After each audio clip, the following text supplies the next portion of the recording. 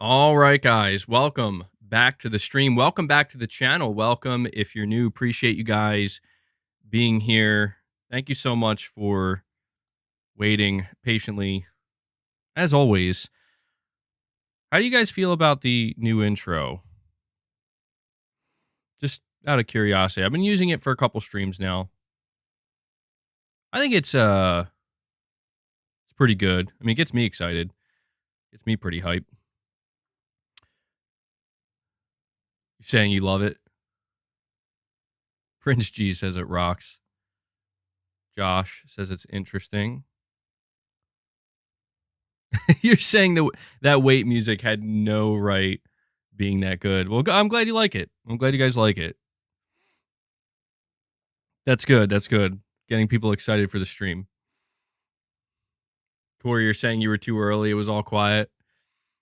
Yeah, well, everybody who I mean, obviously I appreciate everybody who watches, but just a little shout out to all you guys who wait, like an hour early or a half hour for the stream to start.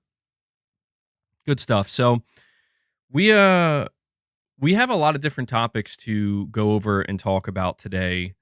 One of the main topics we're going to discuss involves ownership of games, right? This is a topic that I imagine is going to become more relevant as time goes on, as we go further into 2024, because we have an executive saying something that I don't know I agree with, or at the very least, it's something I feel like we got to kind of push back against.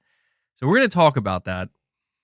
Before we do that, though, we have Corey the Legend Landiga coming in right away.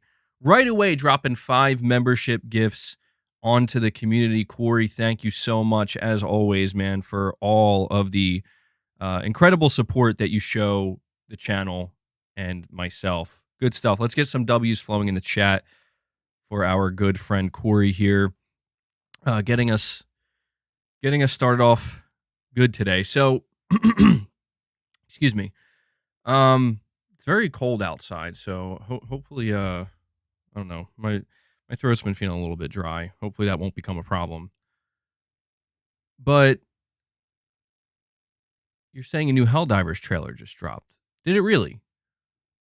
There are a couple different things that I want to watch and maybe react to, or at least I'm going to try to. Is it snowing where I am? Yeah, a little bit. Yeah, we got a little bit of snow. How do you guys feel about snow? I'm not a big fan.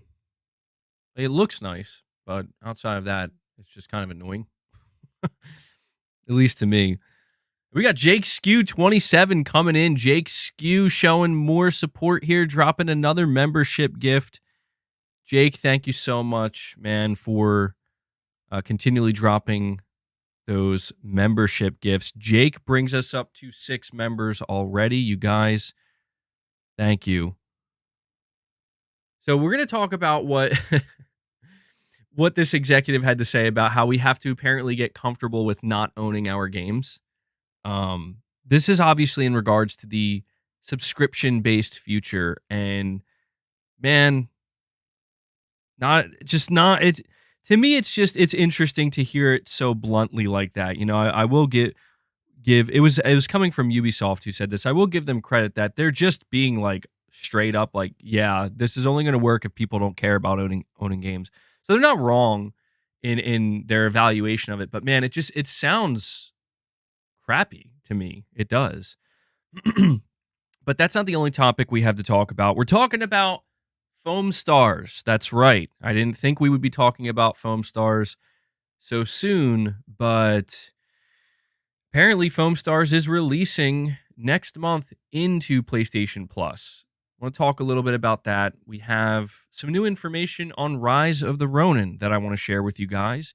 We are talking more about Naughty Dog. We have a couple of different things to go over when it comes to Naughty Dog. First, that being that apparently it may have been outed by a Naughty Dog employee that they are in fact working on a new intellectual property. So we'll talk about that. But obviously today the reviews for The Last of Us Part 2 Remastered came out. So we'll go over that as well. Let me see what else I have here.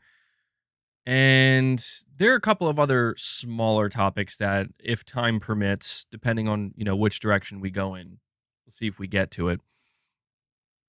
Yeah, February's looking crazy when it comes to games. It really is. I'm a little bit concerned. Well, not concerned. Maybe that's the wrong word, but I don't know. I guess I'm just kind of wondering why Foam Stars would release right next to Helldivers 2. I guess they're maybe very different games to an extent. Like they're similar in that they're multiplayer, but I guess the audiences are just totally different. That would explain it. But guys, before I go any further, just want to really quick thank everybody for watching, whether you're watching live, if you watch later on. Thank you so much. Do me a favor, hit that like button. We're sitting at 56 likes. Let's see if we can come together and get that up to 100 likes. It lets me know you guys enjoy the streams, and it helps with YouTube's algorithm a little bit. But some ways you can help support me directly, there are basically 3 ways you can do that. You can consider becoming a channel member, where you gain access to some exclusive perks, including the Members Lounge. We will be doing a Members Lounge today. I obviously owe you guys that. I had to cancel the Members Lounge for Sunday, so I'll definitely be doing one today. So if you're a member, look forward to that. If you are already a channel member, also consider gifting some channel memberships like Corey and Jake Skew have done here today. It helps support me, helps support the channel, and it also gets the community more involved in things like the Members Lounge. And last but not least, consider donating a super chat like PS Gamer or NewSoul9 have done here. Ask a question, make a statement, give an opinion, anything in between. It all helps tremendously. And so, yeah, as always, I need to just let you guys know that you fund the channel. Okay, this channel is fan funded. If it wasn't for the support of you guys, this content wouldn't exist, at least certainly not in this way. So thank you so much for everybody who does that and makes that possible. But we have PS Gamer here with a $5 super chat saying, I think Ubisoft need to be more comfortable to do more great games like the new Prince of Persia, stop milking Assassin's Creed in the Far Cry format, PlayStation Plus, let's go.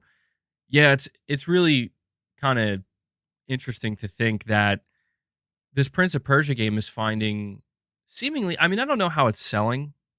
Like, we don't know how well or not well this new Prince of Persia is selling, but in terms of critical reception and word of mouth, it seems to be doing really well. And I've seen conversations kind of start up where people are saying, like, we need more games like this. We need more, like, smaller AAA games. Games that are not trying to be cutting edge, but games that kind of get back to the roots. And I agree. I think there's definitely a place for that. But I think we have to keep in mind that it comes down to how well it really does. You know, like the game can get great critical reception, it can get great word of mouth, a lot of praise, but if it flops sales wise, like if it just doesn't sell and doesn't move any units in a significant way, there's just a high likelihood that companies like Ubisoft are going to look at that and be like, well, we probably shouldn't do that again. I think that sometimes it's I think sometimes people fail to realize that it is up to the consumer as well. Like we have to do our part in order for this type of stuff to work and to succeed. And the market does speak, for better or for worse. So again, I don't know. I have no idea how well Prince of Persia is selling, but there's no denying that. Yeah, I mean, Ubisoft has milked Assassin's Creed. I mean, I would say dry, but they're still getting more out of it. So, but a PS Gamer, I do appreciate that, bud. We also have NewSoul9 saying, MBG, you should check out a video called Why Consoles Are Going Extinct. It makes valid points. NewSoul9, I'll try my best to keep this in mind. Maybe this is something we could check out in the Members Lounge, potentially, or if not that, at the end of the stream. That definitely sounds like something I would want to listen to, because I think it's a relevant topic, certainly. I'd be interested to hear the points that are made. So NewSoul9, do me a favor, man. As we get to the end of the stream, and maybe as we segue into the Members Lounge later on, please remind me of that so I can bring it up. We also have Gothmog, a member for 2 months. He says Ubisoft needs to make a new Might and Magic games. They Witcherified Assassin's Creed when they are sitting on on one of the oldest fantasy RPG IPs with rich history. Boss, come on, man. You're distracting me here.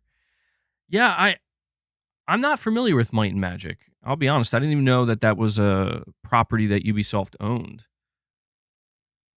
That's the interesting thing about these video game publishers is so many of these AAA video game publishers are sitting on like a gold mine of just intellectual property that is either forgotten or somewhat obscure or just hasn't been relevant in a long time, hasn't been brought back in a long time. It'd be interesting to see if Ubisoft did anything with Might and Magic. But I don't know, man. Assassin's Creed, when it comes to how well it does for Ubisoft, I don't think Assassin's Creed is like I don't think the milkification of Assassin's Creed is going to stop anytime soon. We also have Marcus, member for 8 months, saying, should Sony make a Star Wars or Harry Potter game? I want to say probably not. Insomniac is the Marvel studio now, right? Insomniac is the studio that's partnered with Disney, and we're going to be getting a lot of Marvel games from Sony. And I think people are a little bit upset to know that Insomniac is just going to basically be the Marvel studio going forward, at least for a very long time. And so the idea that Sony would task another one of their internal studios with another IP that's not theirs, another IP that's also potentially saturated, although I don't know that Harry Potter's saturated, but a Harry Potter game wouldn't make sense just for the simple fact that, we got a Harry Potter game last year that killed it. It did insanely well. There's no reason for them to try to hand that IP off to anybody else. So I think that's set. When it comes to a Star Wars game, I mean, there's even that looking at like EA with Star Wars, right? They're finding success with it. I think that would just be disappointing because you consider the fact that one of Sony Studios would have to make a Star Wars game, and it's like I don't know that I want that, honestly. I think I'm good with Marvel. That's enough. We go beyond that. I'm going to really start asking Sony to just focus on their own stuff at some point. But it's a good question. It's a good question. All right, so let's dive into this topic here, okay? I'm going to start with Foam Stars. This is from the PlayStation blog. Foam Stars launches as a PlayStation Plus monthly game on February 6th. Hey, everyone. Foam Stars producer Kosuke Okatani here. I don't know if I said his name correctly. We've kept all of you waiting since the announcement of Foam Stars in May of last year, but we're happy to announce that Foam Stars will release on February 6th, 2024. Foam Stars will be included as a game in the PlayStation Plus monthly games lineup for February, and we're ecstatic to be able to offer a chance to play. Foam Stars is a brand new 4v4 shooting game where players can enjoy a combination of a party-like atmosphere where mysterious foam builds up around you and the intense moments during battle. We developed Foam Stars with the concept of creating a game that everyone could enjoy, whether you're a player who wants to play tactically and test your skills to achieve victory, or a player who wants to just casually party with friends. You will find something to enjoy in Foam Stars. Please try it out during its inclusion in the PlayStation Plus monthly games. On top of 2 game modes previously released in the Foam Stars open beta party, the just announced third mode, Rubber Duck Party, will be playable from launch. I don't know if they go on to explain what that is. They say, I guess this is where they explain it. Win by taking down the opposition's designated star player. After defeating 7 players from the opposing team, one of the remaining players will be granted several buffs and appointed the star player. Work together to fight to overwhelm their star player while protecting your own. Sorry, they have some like GIFs and images here. Happy Bath Survival, a crazy battle in and out of the arena, featuring split teams with half inside the arena and half outside of each round, competing to take down the opposing team's players inside the arena first. Outside players can assist their teammates with defensive foam, while inside players fight up close for victory. And this is the description for Rubber Duck Party. Get ready for a foam party like no other. Teams must race to the center of the stage and fight for possession of the rubber duck, as climbing aboard will advance it into the opposition's goal. Dancing on the duck's head will make it sprint towards the finish line to win the match. Players will need to utilize teamwork to foam the battlefield, allowing for quicker traversal of a large map to defend the rubber duck from the opposition's control. With no respawn limit in this game mode, players can focus on the objective to make big plays. So, I mean, they're really lot of game modes on offer here for Foam Stars. Pretty interesting. Like it's like more than I expected, honestly. But it's not done yet. They say mission mode: enjoy solo or with friends. Protect Bath Vegas from an onslaught of bubble beasties in mission mode. Take on the challenge solo in Foam Stars missions, or work together with up to 3 friends. And then they have Foam Star Mission solo missions. This is a great mode for those new to Bath Vegas. Here you can try out the 6 characters and learn how to play them. Players can also get to know more about each character, as each has their own dialogue prepared.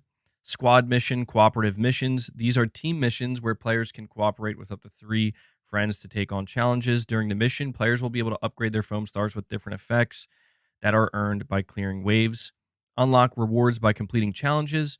We have prepared challenges that reward players upon completion. Some rewards can only be received by completing challenges.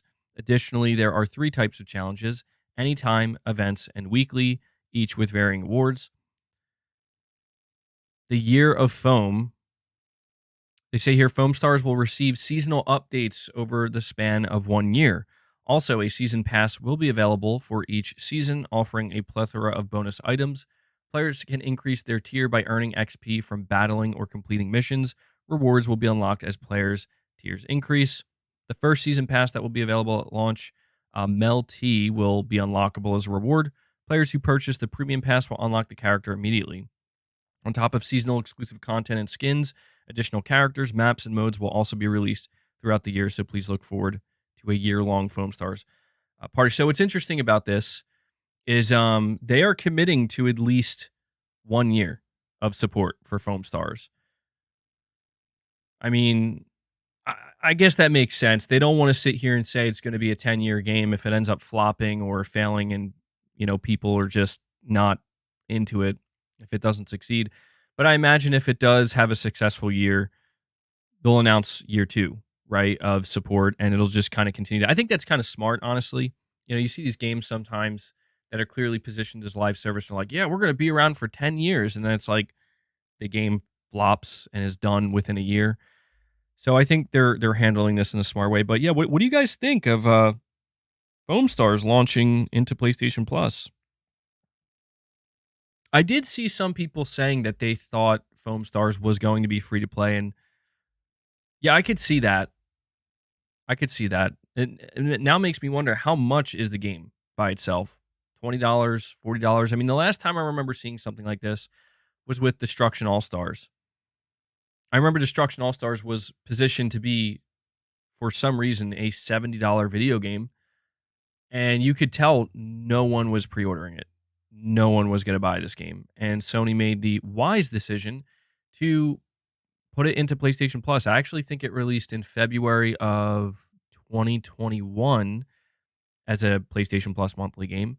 And I think it's safe to say that that game's probably dead now, or at least, certainly doesn't have a large player base.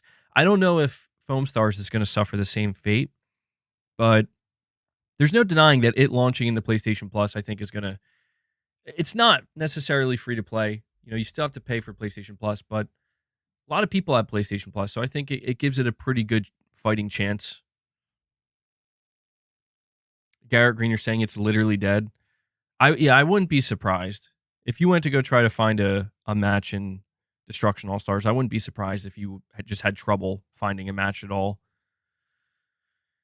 You think Foam Stars is going to be like Fall Guys?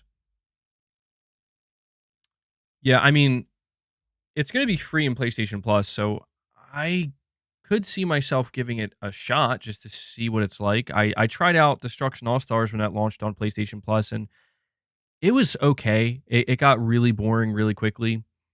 I didn't really enjoy it that much.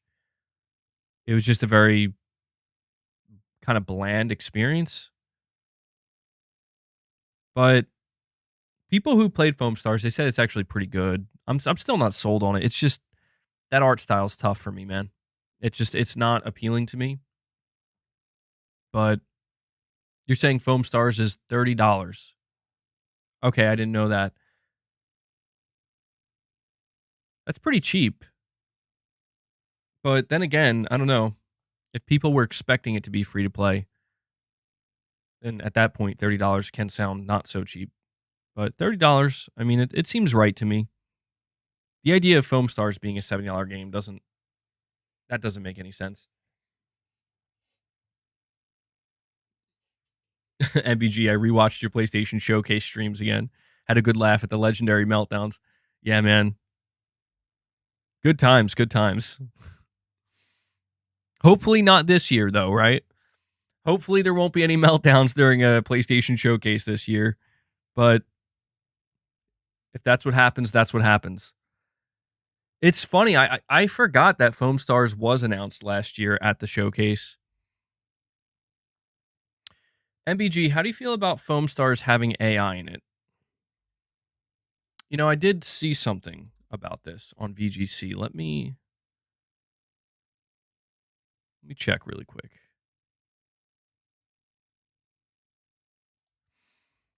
This is being reported by VGC. Square Enix has confirmed its upcoming PlayStation shooter Foam Stars contains some AI-generated art. The Final Fantasy publisher's president recently said in a New Year's letter that it intended to be aggressive in applying AI in its future game development.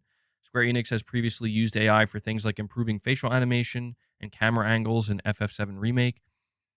At a recent press event, VGC asked Foam Stars producer if AI was used for any elements of the game, and he confirmed it had. He claimed that while the vast majority of the game was built by hand, it had used Midjourney, a popular generative AI tool that transforms text prompts into visual art to create a small number of art for in-game icons. The assets in question are said to be related to in-game album covers for the game's music tracks. Oh, okay. He says in terms of the content in the game, this makes up about 0.01% or even less. But we have dabbled in it by creating these icons in the game. So, like, to me, that's a non-issue. Assuming that what they're saying is truthful, like just for like some in-game album cover art, you know, like a really, really small, inconsequential part of the game. I don't care about that. To me, that's not a problem. In fact, I would actually even say that in circumstances like that, like I could see how AI taking on a little role like that, so that way the developers can focus on the more important things in a timely manner. That makes sense.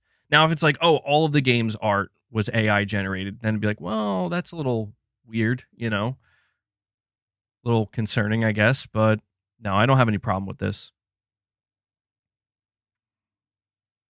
You're saying they already got backlash for having a Splatoon clone.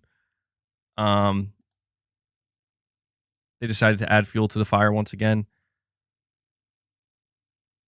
I guess, yeah. I mean, it's not surprising though, because it's true that Square Enix's president basically came out and was like, "Yeah, we're going to be aggressive with AI." I suspect Square is going to be using AI a lot more going forward, certainly more than this.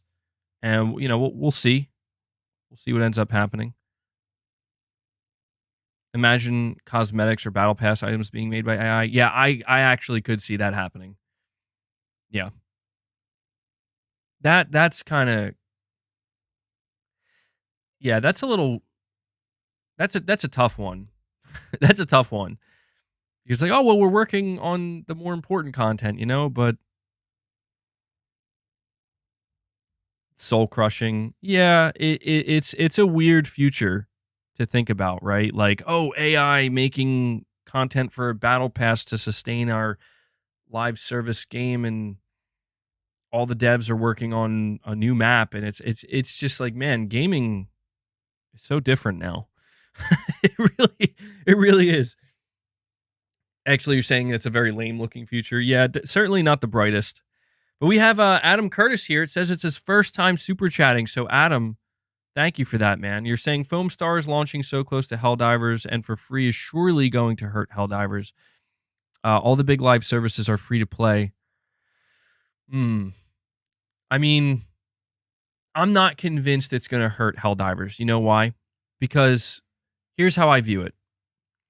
I think about people in my position, and I think that there might be quite a few people in my position where I am excited for Helldivers in that I like the look of it. What I've seen of it, it looks pretty solid, and it's $40, and I'm cool with paying $40 for a game like Helldivers. Now, when I look at a game like Helldivers 2, and then I look at a game like Foam Stars, the only thing, as far as I can tell, that they have in common is they are multiplayer live service games. Although I don't really know if Helldivers 2 is live service. I mean, I assume it is. I'm assuming they're going to support it pretty heavily, but they never really said it's a live service as far as I'm aware. But Foam Stars is 100% a live service game. So it's a situation where Foam Stars does not appeal to me at all in the same way that Helldivers does. In fact, it is great that Foam Stars is free for me, and well, not free, but through PlayStation Plus, which I'm already subscribed to.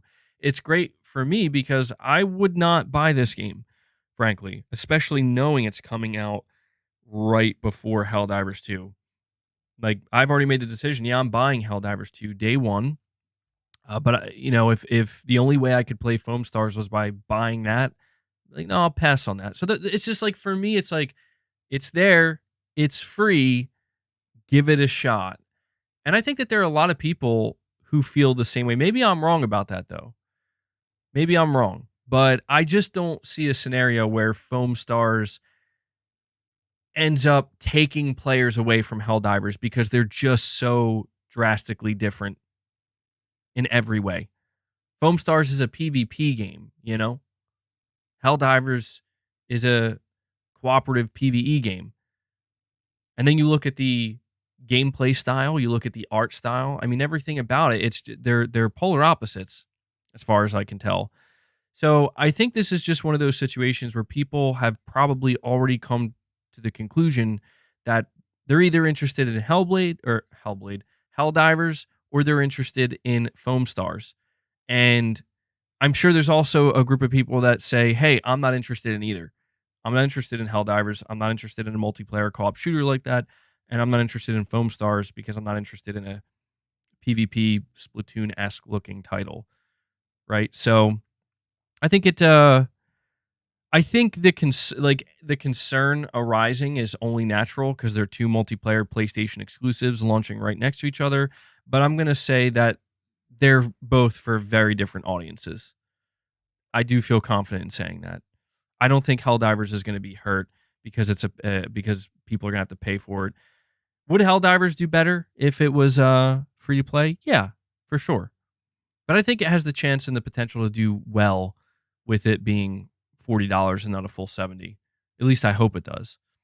And we have Jake Skew 27 keeping the membership train rolling today. Let's get some W's in the chat for Jake Skew. He drops another membership gift for us. That brings us up to 7 members on the day. Jake, thank you so much for that, man. I appreciate all the support. Saying you have to go to work now. Well, I hope you have a good day at work, man. Thank you for stopping by, and thank you for showing support. Means a lot. Good stuff. Good stuff.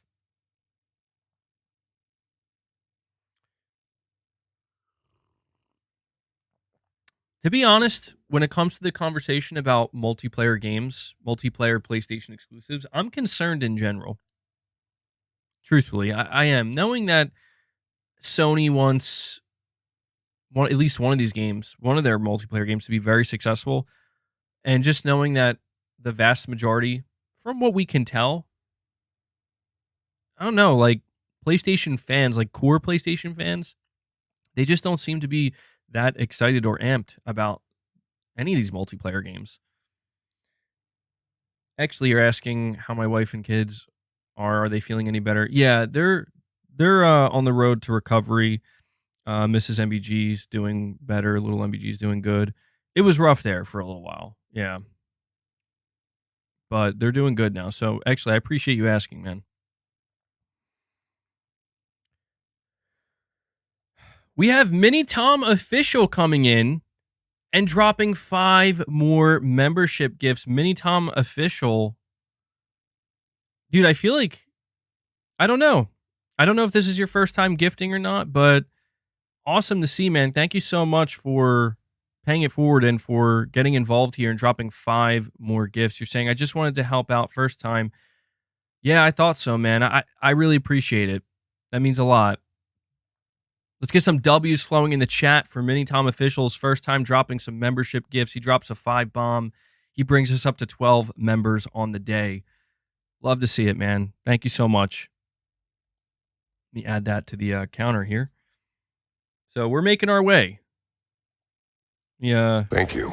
Appreciate it. That's for you, Mini Tom. Yeah, I saw that heat wave. There was a recent report that came out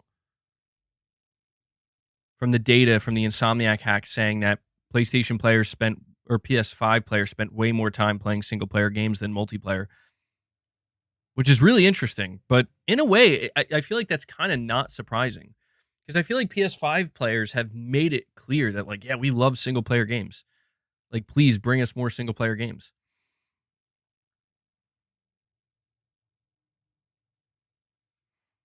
But yeah, Foam Stars launching into PlayStation Plus February 6th. I'm going to put a poll out really quick. I'm going to ask you guys if you plan on playing this.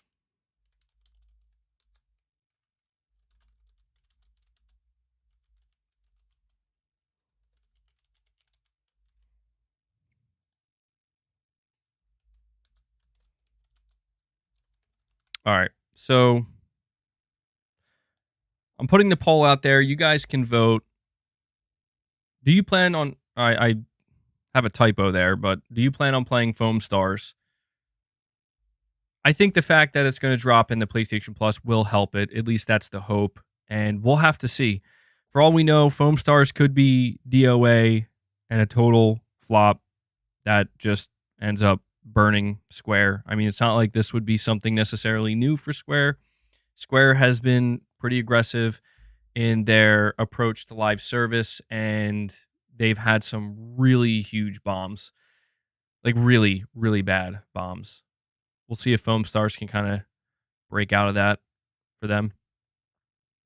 But with that being said, I want to move on to the next topic here, and this one is just a little update on Rise of the Ronin. This is being reported by Gaming Bolt. They say Rise of the Ronin's factions are explained in the latest store page update.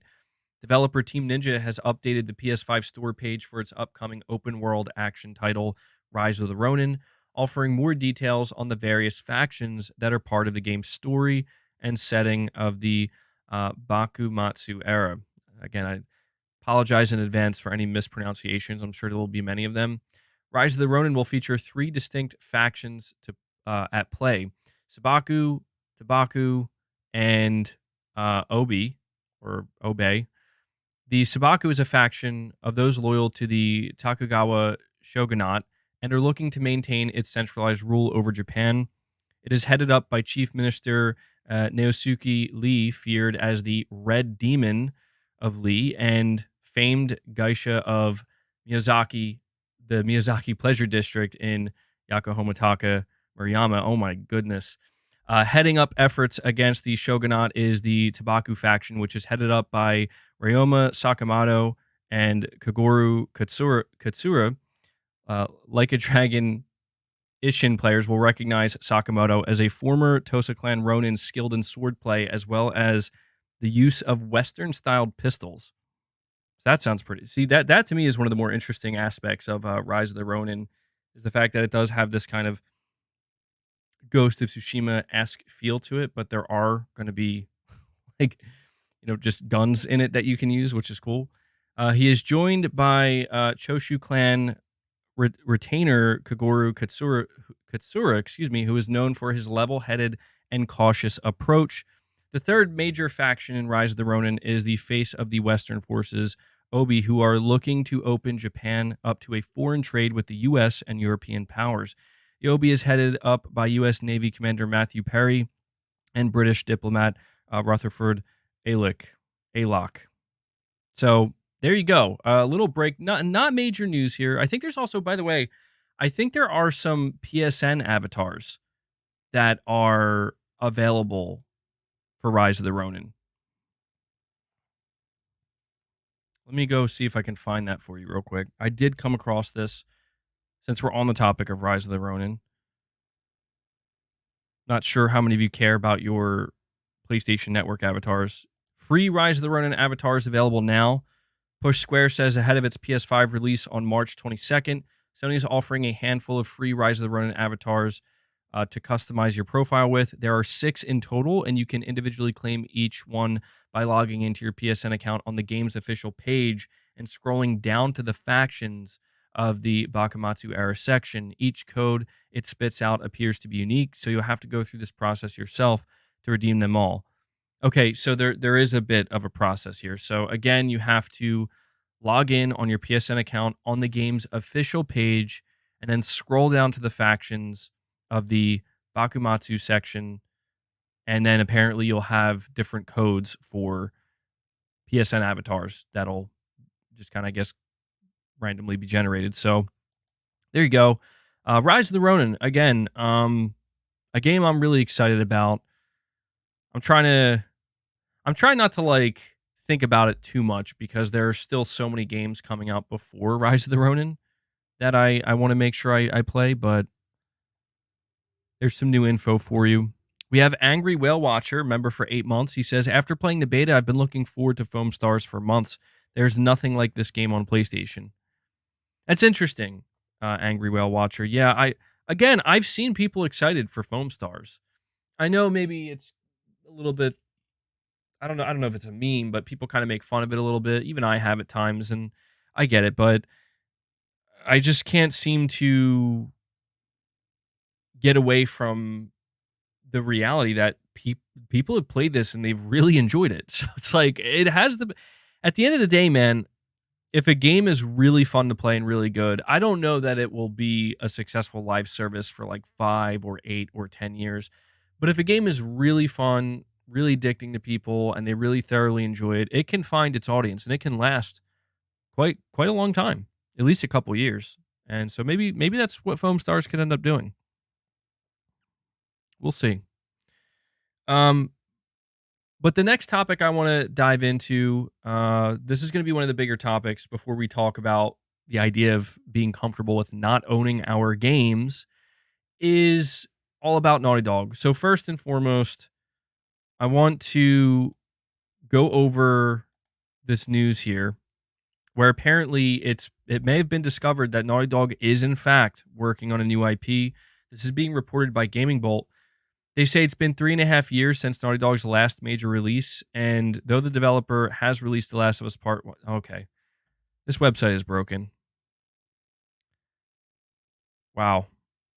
I mean, I understand that these websites have to run ads on their pages to, make money, but my God, this is too much. The ads are literally overlapping the text. Like, the website's just straight up broken. I can't even read the article. I'll try again, and if it overlaps it again, I'm just not going to... And it's overlapping it again. Yeah, I can't read this article. What a joke. Let me see if I can find it somewhere else, because this is unacceptable. Sorry about that, guys. Let's see.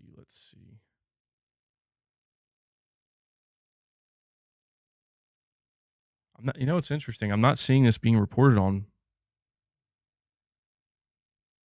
Let me go check the Reddit for leaks and rumors. Sorry, guys. I wasn't expecting this.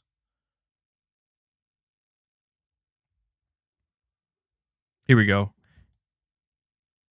Illustrator mentions work on a new Naughty Dog IP. This is Colin Lormier, illustrator who worked on several things, including working with Naughty Dog on The Last of Us Factions and the HBO series. he mentions he's also working on Naughty Dog's next IP. So I'm looking here. Colin Lormier, I'm on his LinkedIn. Colin Lormier is a writer, illustrator, and story artist who has worked across a wide range of media such as film, television, comic books, animation, and gaming. Recent projects would include HBO's The Last of Us, James Gunn's Peacemaker, Disney's Peter Pan and Wendy, and Naughty Dog's upcoming multiplayer factions. He is currently helping develop their latest IP. Interesting. So, I mean, this... We can pretty much come to an agreement now at this point, right? Like, there's been enough evidence that has surfaced that Naughty Dog is working on a new IP. Do we feel confident in stating this and that this is the next game they're working on, something brand new, not The Last of Us Part 3? I think they're still working on The Last of Us Part 3, but I mean, it's written right there. They're working on their latest IP. It's interesting to me that this is kind of going underreported. I think maybe this hasn't really caught the attention of a lot of the mainstream gaming media, but this is quite significant because, I mean, you have a developer, you know, who's just an artist who's just straight up saying, like, yeah, new Naughty Dog IP. You're saying, don't worry, the hackers will reveal it all, I'm sure. I mean, hopefully not. I would really prefer Naughty Dog just announce it when they're ready.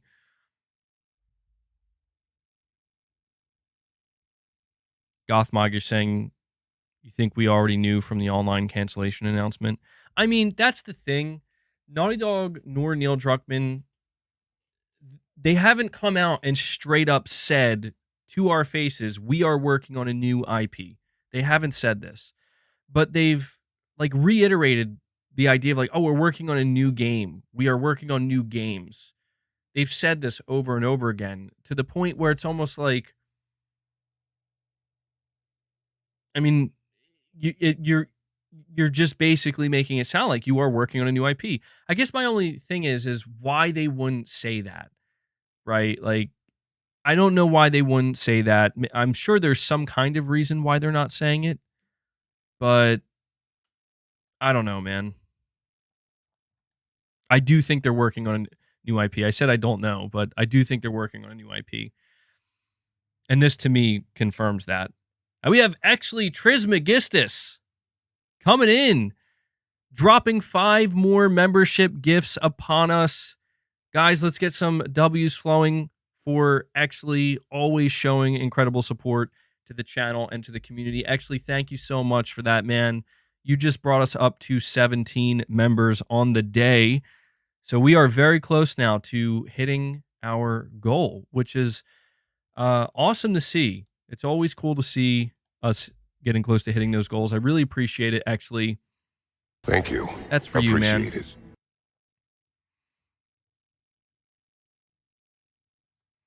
Let me check something here real quick. By the way, guys, we have over 370 people here watching, which is very nice. Thank you. Do me a favor, hit that like button, okay? We're at 130 likes. I think we could easily get to 150 likes. Maybe we can get to 175 likes. That would really help the stream out a lot, and I'd really appreciate that. And as I'm saying that, we have Corey the Legend Landiga coming in again, dropping a 10 bomb on us.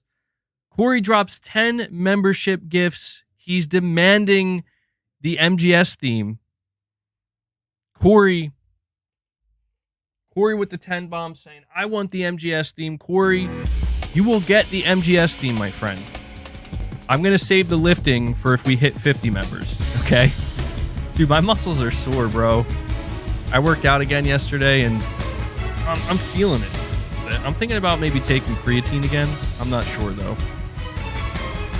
But Corey, with that 10 bomb, you brought us up to 27 members, my friend.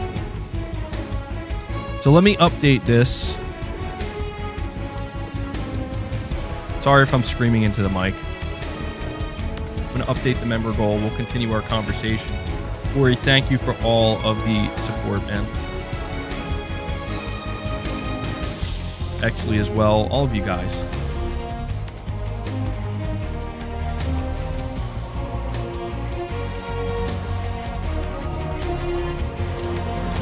There we go.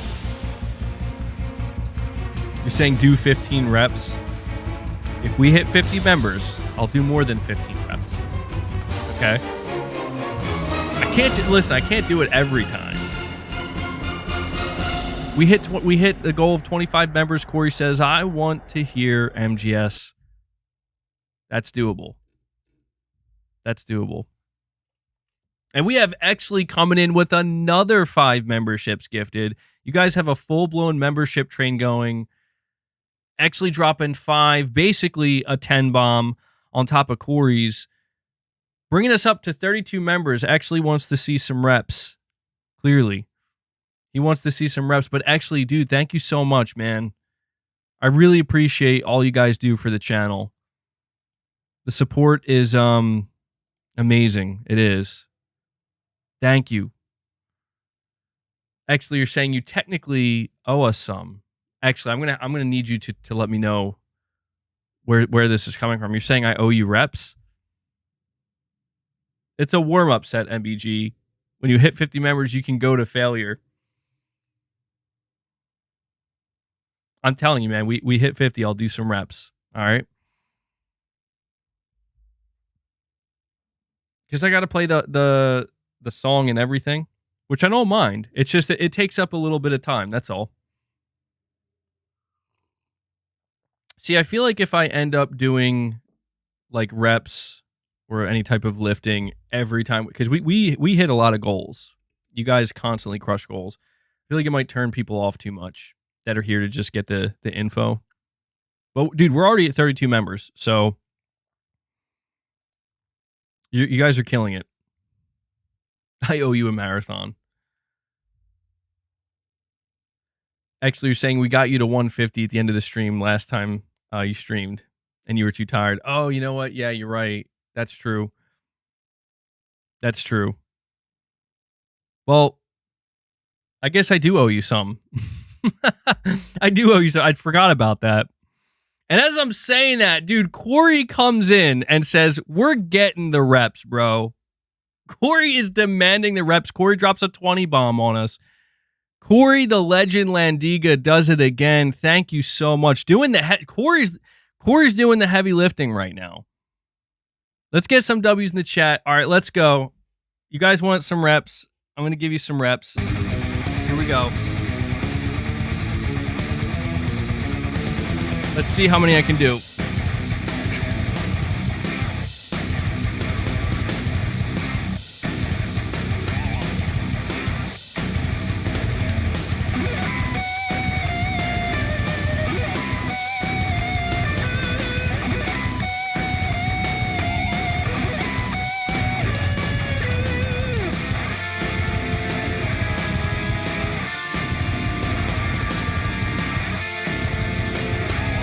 That's 20. All right. 21.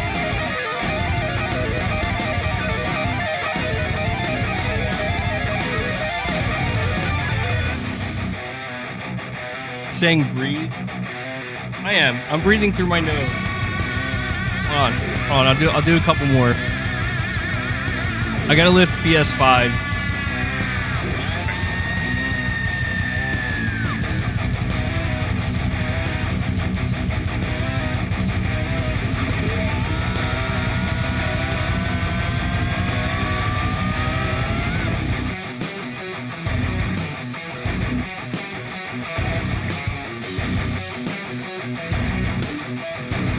And I need to go up and wait.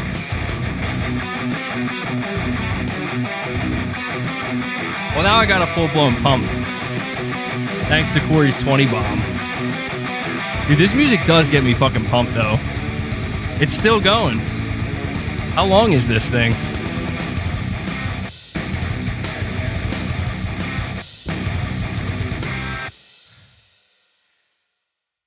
See, this is how you know these are not fake weights.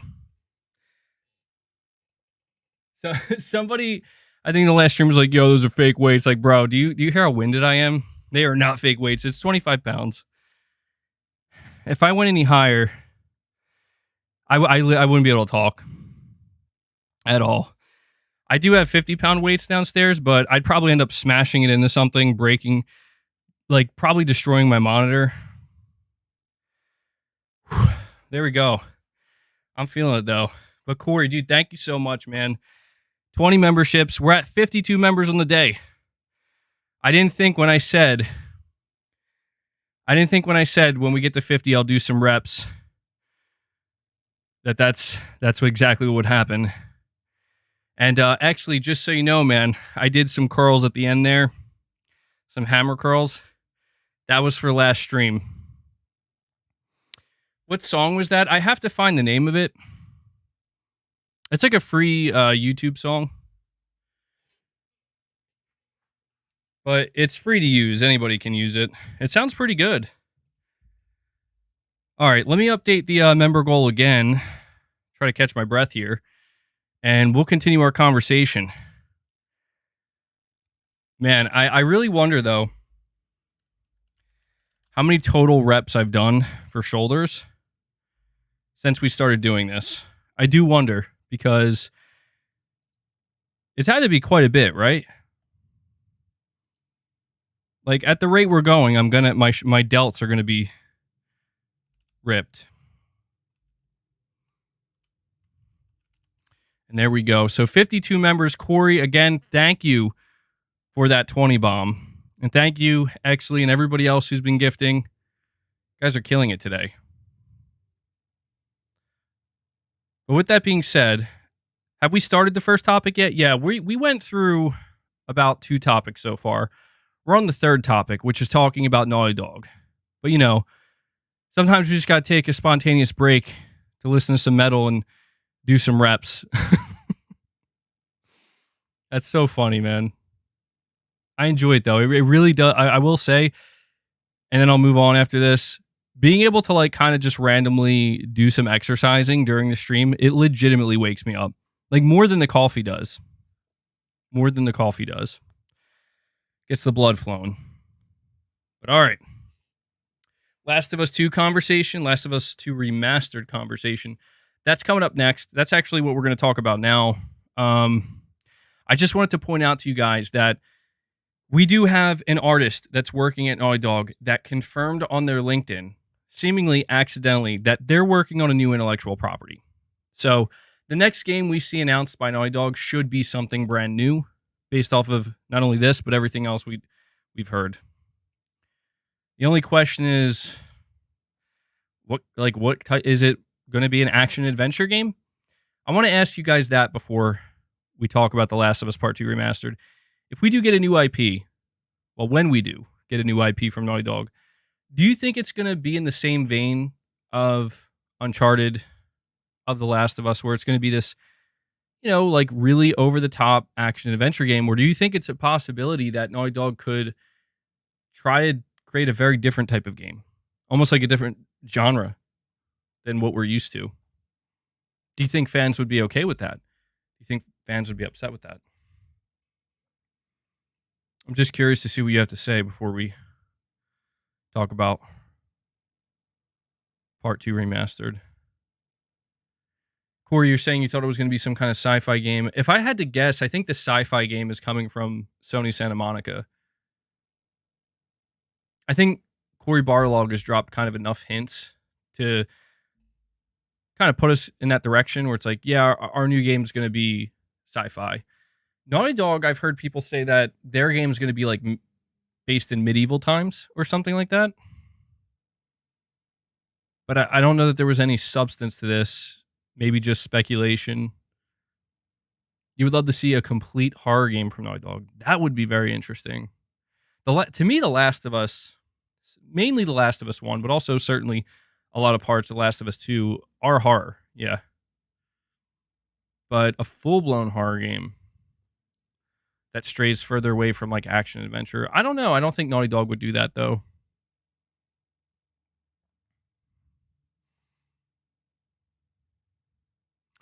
The new Naughty Dog game is rumored to star 2 brothers. Uncharted feeling all over. Where does that rumor come from? It's the first time hearing of that. Give me a Western. That would be very unexpected. A Western themed Naughty Dog game. That would be awesome though. Now that I think about it. Steampunk. I don't think it'll be steampunk. Strays. Oh, you know what? That does kind of ring a bell. Clickers in Space. That should just be the name of the game. Clickers in Space. Well, what I think is that the next game from Naughty Dog is going to be another narrative-driven action-adventure game. I don't think we're going to see them make like an RPG or anything like that. I don't think they're going to go like too far out of their comfort zone, but I could see them maybe trying to do a couple of different things. But really, I think it's the setting that. I mean, I'm not even going to try to speculate what the setting of a new IP could be because it could literally be anything. The Vitruvian man, you're saying Naughty Dog's new IP was rumored to be sci-fi. Was it? Do you think it's possible we could get 2 sci-fi themed games? One from Naughty Dog, one from Santa Monica? That would be... You know, now that I think about it, people have said that Naughty Dog basically teased their new IP or their next game in The Last of Us Part 2. And yeah, there were multiple times in that game where, like, you know, they were kind of talking about space. That would be really interesting. I'd be very interested to see what they do with something like that.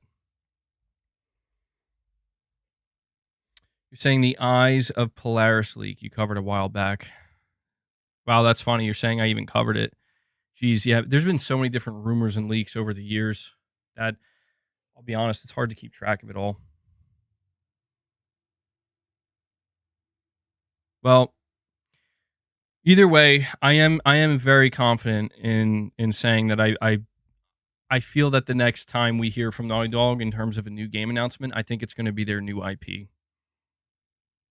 If it's not, I would really question, like, why not? You know, why not? But what I want to do now, let's go check.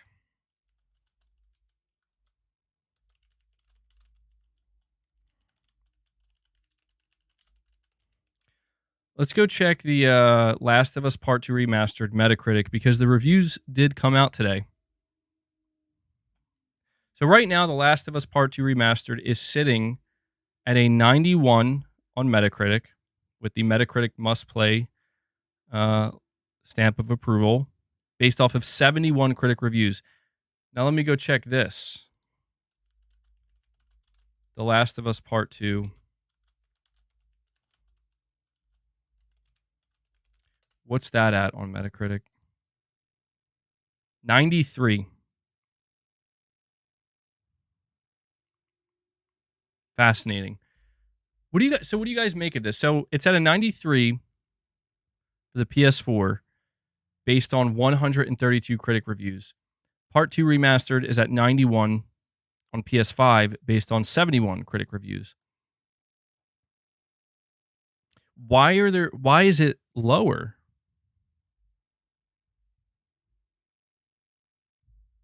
I feel like that's a little strange that it's 2 points lower. It's the same game, but with more content this time. Let me go see what the reviews are saying. There's one mixed review here. Or 2. No, hold on. There's 2 mixed reviews. So 66 positive reviews, 2 mixed reviews. I want to go see the mixed reviews. And I want to see who they're coming from and see if they're coming from same outlets.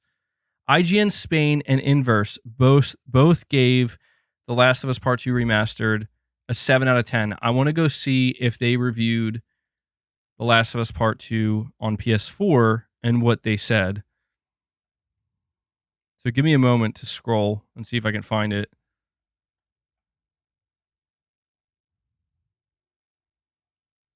IGN...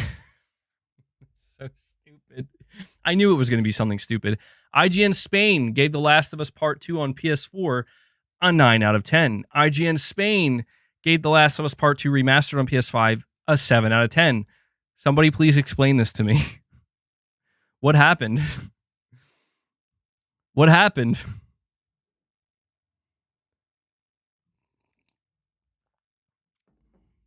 All right, let me see. IGN Spain, June 11th, 2020. Last of Us Part 2, 9 out of 10. Without leaving the same taste in your mouth as the masterpiece that is its first installment, The Last of Us Part 2 is an excellent game that will make us reflect on the value of loss in a cruel and violent world so perfectly reflected that the player is not comfortable performing certain crude actions. IGN Spain, January 15th, 2024, 7 out of 10, Last of Us Part 2 Remastered. The Last of Us Part 2 wants to follow in the footsteps of the first installment, but it doesn't get off to a good start. The new version is riddled with bugs and only climbs a few steps thanks to the exciting no return mode, which makes the remaster a half tribute. Interesting. Okay. I gotta say, I didn't anticipate that. They're saying it's riddled with bugs. That's what IGN Spain is saying. Okay, well, that would definitely warrant a lower score.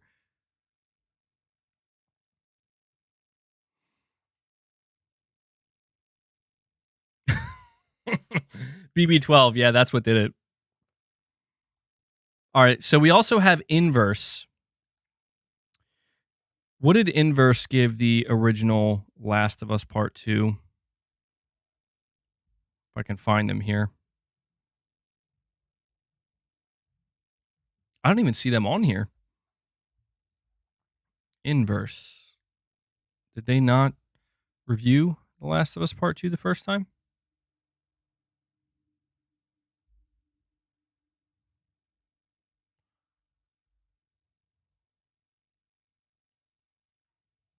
I'm not seeing them.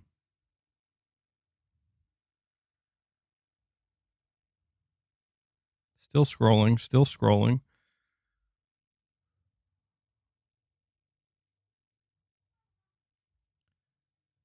Oh my God. So many. So many reviews.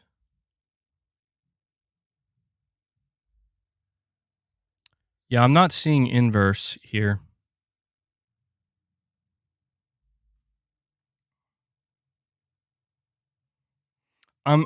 I'm looking at all the 10 out of 10s. That's where I'm at this point.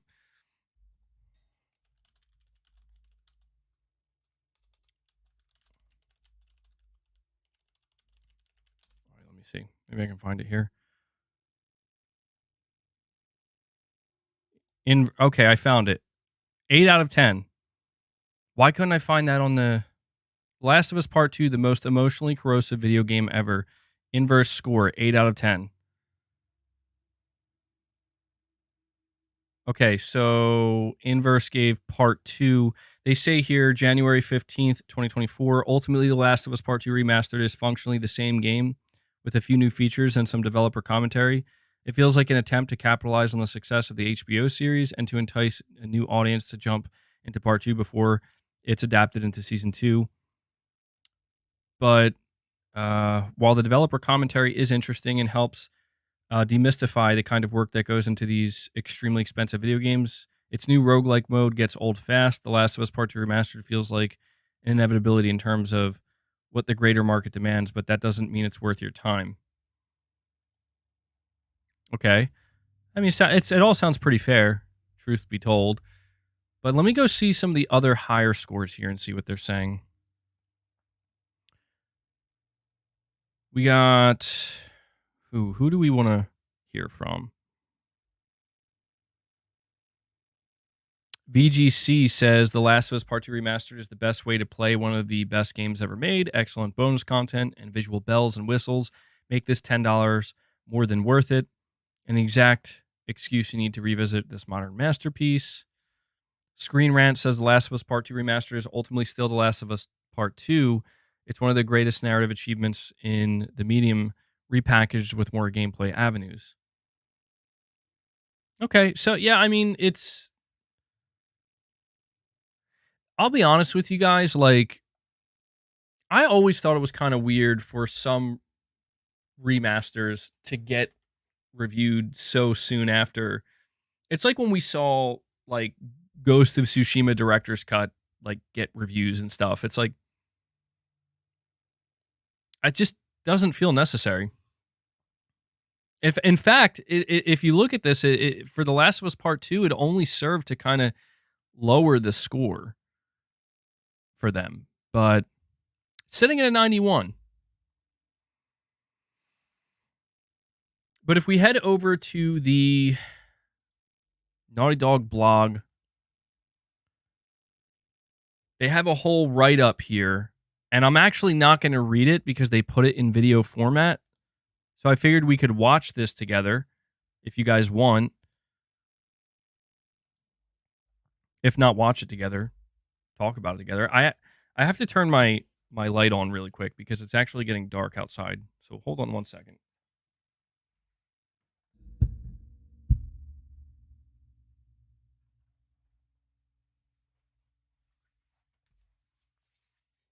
There we go.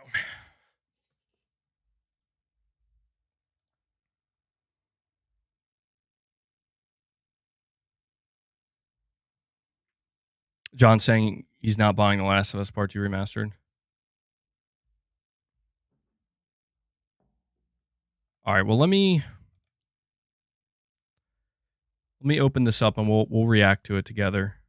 There's actually two things regarding The Last of Us Part 2 I want to react to. The first is this trailer that they put out officially, and then the second is Digital Foundry actually got their hands on it, and they are talking about what went into the PS5 version. I'm actually very curious to know because The Last of Us Part 2 is already one of the best looking games ever made.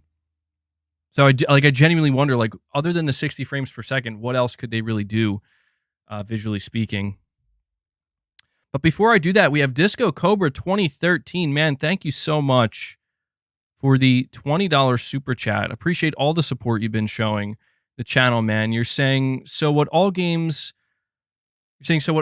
are coming out in the next few months? Any big hitters or things we should look out for? Did someone say we should be comfortable not owning games? I might not have heard that part. It's unfortunate for sure. So, Disco Cobra, I have not dived into that discussion yet. And actually, now that I'm thinking about it, maybe I should dive into that conversation before I react to any videos.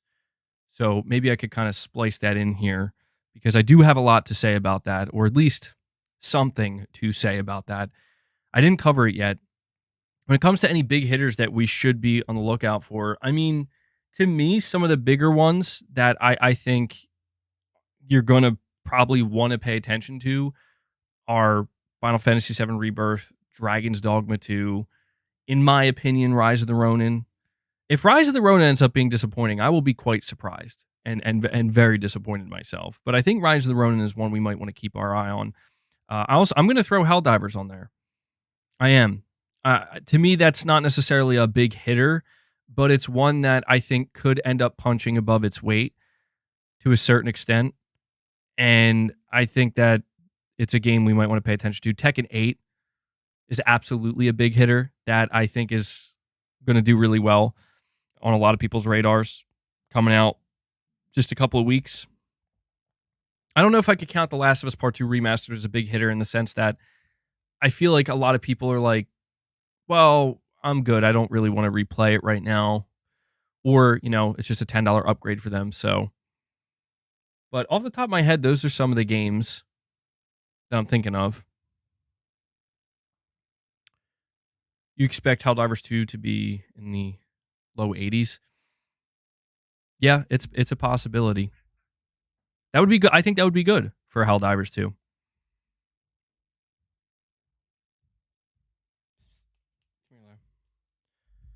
But Disco Cobra, man, thank you so much for the $20 super chat, man. I do appreciate all the support you've been showing the channel recently. I've definitely noticed, and it goes a long way. So thank you for that support, buddy.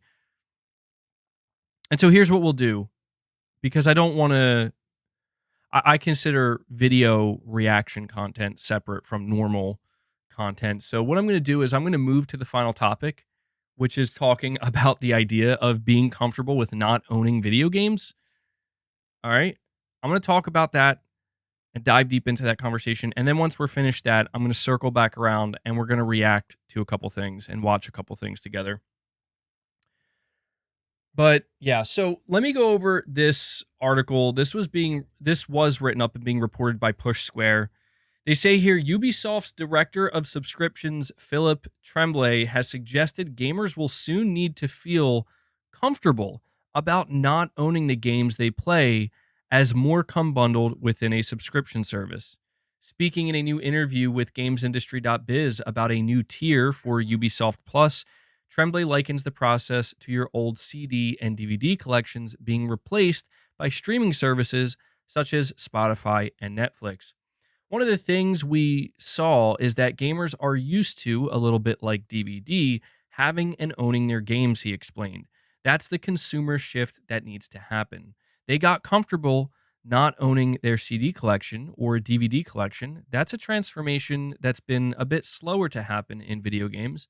Tremblay goes on to point out that you don't lose your progress or engagement with the game despite the lack of video game ownership, so it's about feeling comfortable with not owning your game. I still have 2 boxes of DVDs. I definitely understand the gamer's perspective with that, he adds. But as people embrace that model, they will see that these games will exist, the service will continue, and you'll be able to access them when you feel like. That's reassuring. The amount of membership services on offer has indeed grown dramatically over the past 5 years or so, and many are being embraced. For example, Ubisoft Plus now has millions of users signed up, according to Tremblay. However, it's been noted how subscription fatigue is beginning to set in as spending on the likes of PlayStation Plus and Xbox Game Pass plateaus. Sony has stopped reporting how many users are subscribed to PlayStation Plus, but when it was, the count seemed to cap out at around 50 million. Of course, games also leave subscription services, so you can lose access as a result of a deal expiring or the company choosing to withdraw access. And so, yeah, that is what this Ubisoft executive had to say on on the notion of subscriptions and people becoming comfortable with not owning their games. I have a question I want to ask you. Are we there yet? Do you think we're not even that? Not even that. Ignore that. Here's the real question. Do you think we're going to get to that point? Do you think we are going to get to that point where people who play video games, like the majority of the gaming market, is comfortable not owning any video games? You let me know. I got to let Leia out.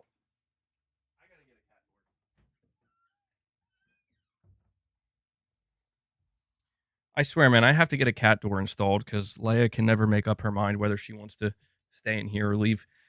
You think we're years away? Okay, here's another question then. I have a follow-up question. How do you feel about game ownership? I'm going to put out another poll. I'm going to end the poll that I put out earlier, and I'm going to put another one up. So the poll results for Foam Stars. Do you plan on playing Foam Stars?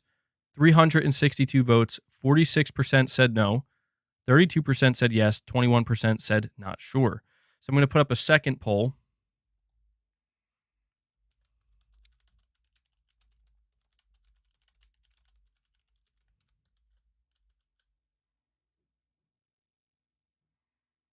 All right.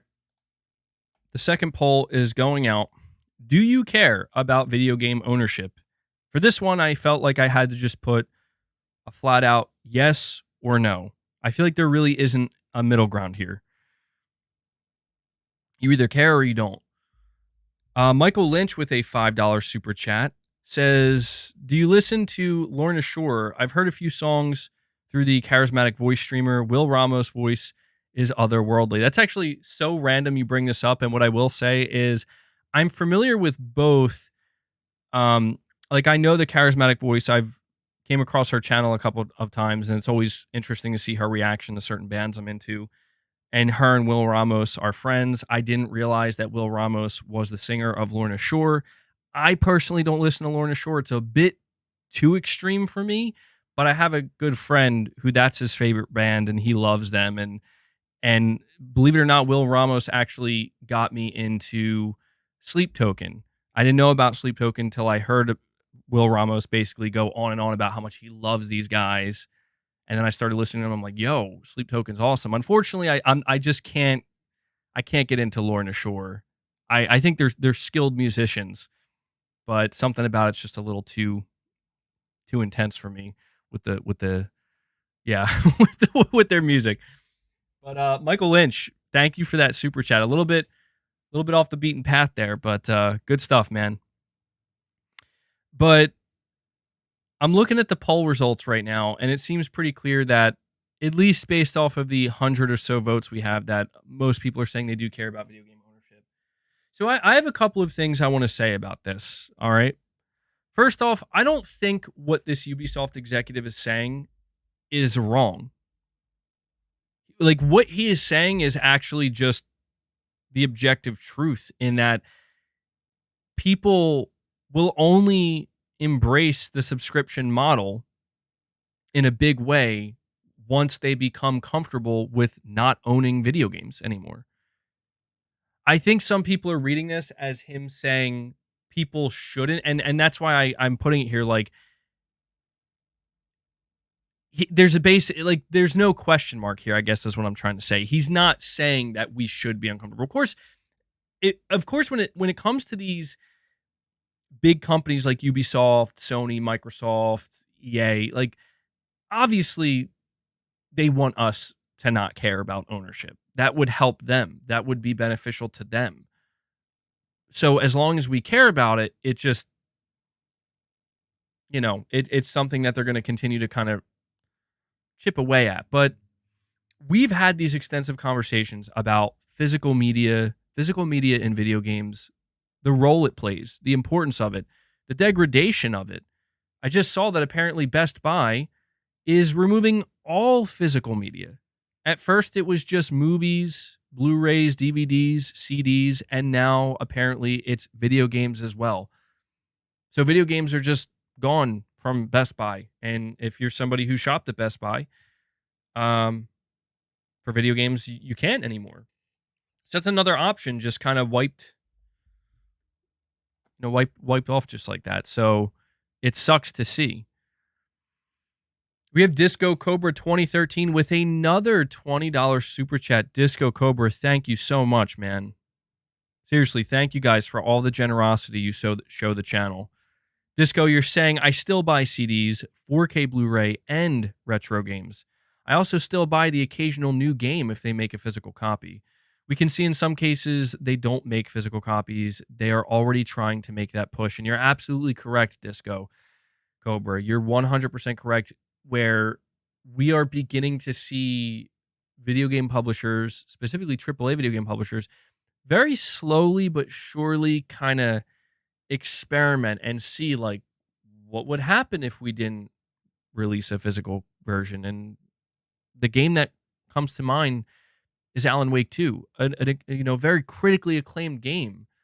Alan Wake 2 is, for a lot of people, an amazing game and one of their favorite games. But it seems clear based off of data that them choosing not to release a physical version for people to buy hurt that game. It hurt the sales of that game. And I can't lie to you, when I saw that conversation happening, it brought a smile to my face. Not because I want to see Alan Wake 2 fail or, I want to see Remedy struggle. No, but just because it's like, well, good. Like, it's good that seeing that data in that you remove that option, you shouldn't get rewarded for that. You know what I mean? Like, sales shouldn't be better. It just confirmed to me that we're not there yet. We're just not there yet. Regardless of what anybody thinks, the data, at least the small pool of data we have, seems to indicate that, well, yeah, that's true too. The irony, you're saying it didn't hurt Baldur's Gate 3. That's true, but they still made a physical version, And so, if anything, it maybe just shows that even though the game was succeeding, just being digital only, they were wise enough to realize that what would be the harm? Like, who is it hurting to just make a physical copy available for people who want it, a disc version available for people who want it. It wasn't hurting it. It only served to help them. That's the point. It only served to help them. And when we see, yeah, I guess you're right. I should back up on that point I was making. I don't want to say that every game, if every game is launched digitally, that they're all going to suffer. No, that's not the case. Maybe Alan Wake 2 is a particular case because it's such a, it's, I don't want to say it's an obscure game, but it's definitely not up there in terms of just how well known and how wide reaching it is for games like Baldur's Gate, right? Baldur's Gate 3. I mean, Baldur's Gate 3 is one game of the year, It's like you couldn't go through 2023 without hearing about Baldur's Gate 3. It was everywhere. So I guess what I'm trying to say is it at least gives me some kind of hope that we're not there yet. I don't think we are there yet, and I always have to keep saying yet, and it makes me sad that we have to say yet because I do think that this is a pretty big thing that people will be giving up.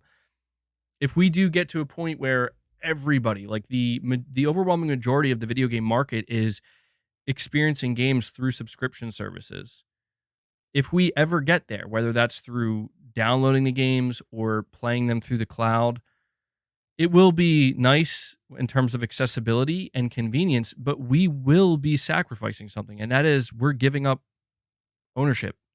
We're giving all the power to these companies that, look, I don't necessarily have the viewpoint that some people have where I look at all of these corporations as villains, where they all are just looking to absolutely screw everybody over.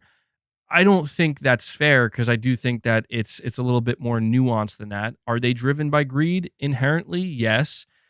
But these are still people, and I think that most of them are aware that like you can't just go full-blown evil villain bad guy because that's not going to help your company. It's not going to help anything. But at the same time, it is a slippery slope where we have seen that happen before. And when you see that happen, you kind of retrace the steps and you see, oh, this is where it started. And in this case, it could be that where this begins is the video game market just handing over what little power we have in that, buying video games to own them. It's just totally different than buying a game, not even buying a game, but renting a game digitally. One can be taken away from you for any reason whatsoever, and you can't do anything about it because you signed up for that. You said that's okay. You can do that. But when you buy a video game physically, and assuming the disc that you're purchasing, the game is on that disc, like the 1.0 version, at least of that game is on that disc, you're not allowing that to be a possibility. That's power that you have now. You paid to have that, right? That's the power that you have, is that once you have that, unless somebody literally comes into your home and takes it from you, you own that. But I understand that we are also in a different age now where it is true that I think he talks about DVDs, he talks about CDs, and it's true, man, that like the conditioning has already begun. And my whole thing here is I don't have a problem with digital content. I don't even have a problem with digital rental content. I don't have a problem with this stuff. What I have a problem with is why does that have to come at the expense of the physical content, of the actual ownership side of it? Why does that, you know what I mean? That's what I cannot stand about this situation, where it's like the conversation always starts to get pushed in a direction of, oh, well, it's inevitable. The future's digital. Like, why? Like, why does it have to be that way? Why can't it just be the future is physical and digital? The future is ownership and rental. Why can't it be that way? And I think that's why it is about control. I think it's because these companies, again, I know I'm saying I don't necessarily view them as like evil villains, but I do think that if they see that opportunity where it's like, if people can just become comfortable with this, If people are willing to trade the value of ownership for the value of convenience, I cannot blame these companies for leaning into that, because it's like, of course you would lean into that. Why wouldn't you? That's like a dream come true for these companies.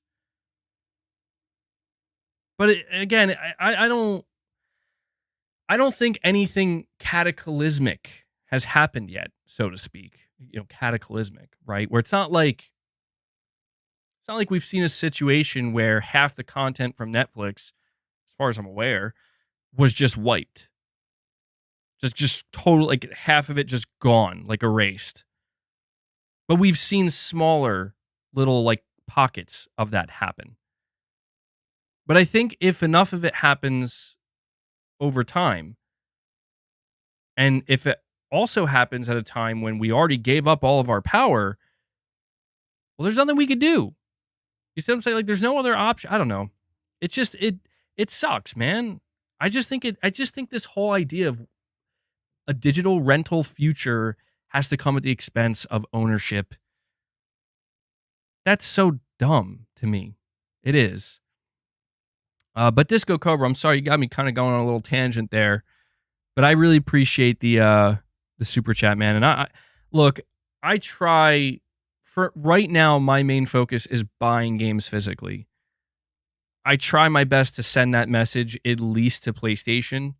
It's like any game I buy physically. Like Helldivers 2, I'm buying that physically. There's not a single game on my radar right now that I don't plan to buy physically. And it's because I'm trying to do my part in that. I like collecting physical games. I also like knowing that I own them. I like knowing that if the day does come where I realize I never want to play this again, and I don't care if I own it, I can still do something with it. I can sell it. I can give it to somebody, right? I can pass it down. Whatever it is, I could do what I want with it. It's just reassuring to know that. I don't like the idea of subscription services being the only way. And that's why I don't like this conversation where it's like comfortable with not owning games. Like, to me, if there's one thing, even though he's not saying we need, like, that they want that to happen, it's like, well, that's clearly where your mind is. And I can't blame you. You're an executive at Ubisoft.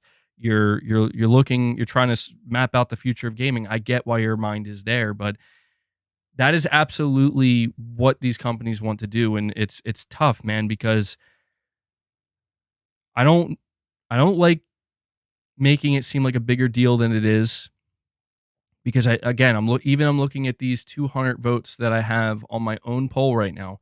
24% are saying they don't care about video game ownership. And that's the thing, is like,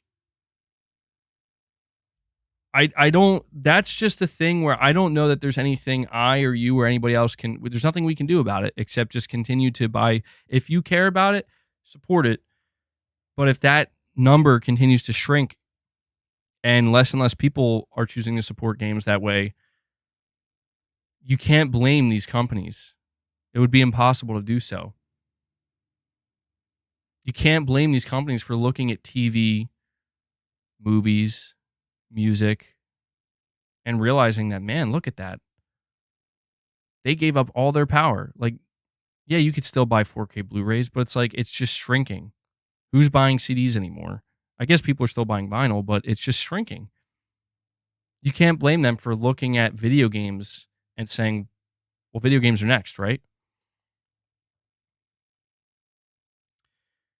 You're saying it is a big deal, MBG, and there is absolutely something we can do about it. Maybe there is.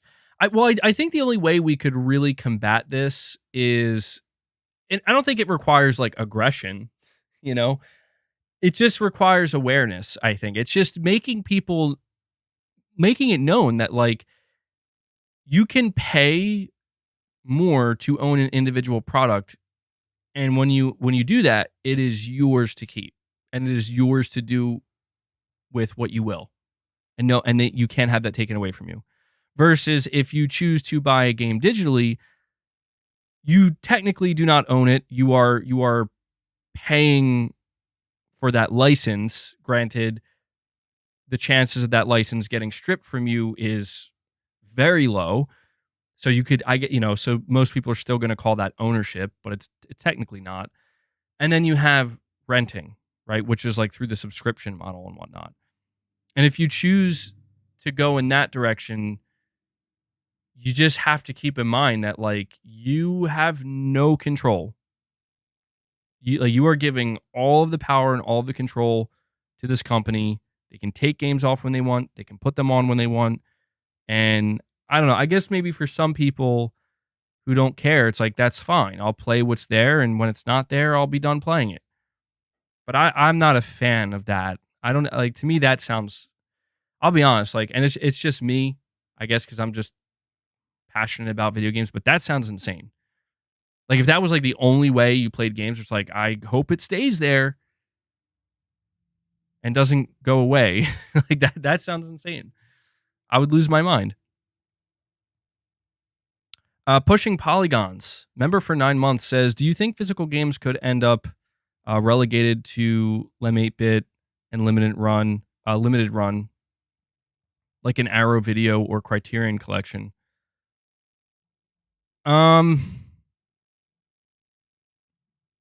think that there's a chance in the long run, yes, but that to me would still be kind of disappointing because it's like that's the whole thing about it, right? Is that, oh, nobody's saying that you won't be able to buy video games physically anymore or that they won't exist. It's just it's going to become like a collector's market.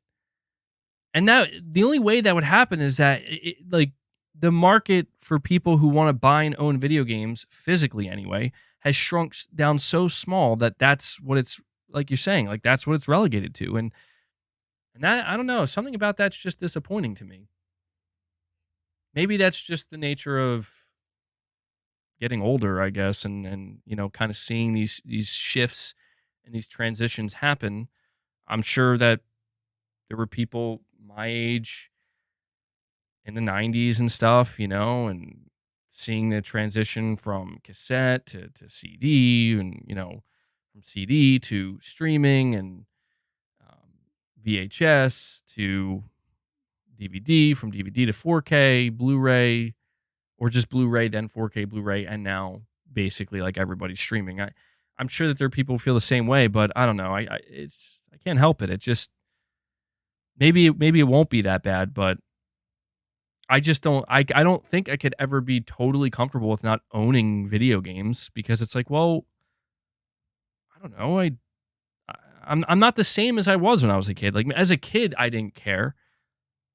But as a grown adult, it's like, yeah, I like to own my video games. I do. I do care about that. I like to have a collection, something that I know I can go back to that is, again, I can do what I want with it. I don't have to worry about it ever going away or for any reason whatsoever. There's something there to me. So pushing Polygons, yeah, I think so. I think in the long run, that might be possibly where we're headed.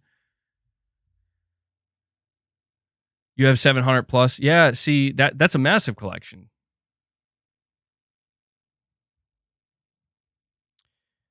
Disco Cobra 2013 with another $10 super chat. Disco Cobra, thank you so much for the support, buddy. You're saying here 24% might not understand the argument. They make it all digital when they can take servers offline or take the game itself off their servers. They have done this with a number of games. Yeah, that's another thing that I think we should not overlook, and that is that this has happened before, and it has sucked every time. Granted, it's not like there weren't super obscure games or games that you could almost argue, like, does anybody care about this? I understand, like, that has happened before, but it's kind of like not the point, The point is that it is a possibility, but see, this is where I'm trying not to go too far in one direction. I've heard other sides of the argument where it's like, okay, well, why would Sony ever do that? Why would any big video game publisher ever do that? Like, isn't it in their best interest to keep this there for you, the customer, so you can continue to engage with it and give them money? And I get that too. And that's where I feel like this conversation is just kind of tough. It becomes more of like a almost like a philosophical conversation to a certain degree, where it's like, okay, if we give all the power or the majority of the power to the video game publisher, to the video game platform holder, what if they just don't do anything bad? Like, what if it's just like, oh yeah, here's your games. They're not going anywhere. We're not pulling them. We're not going to take this. You know what I mean? We're not pulling the servers or whatnot. We're not going to strip these games from you.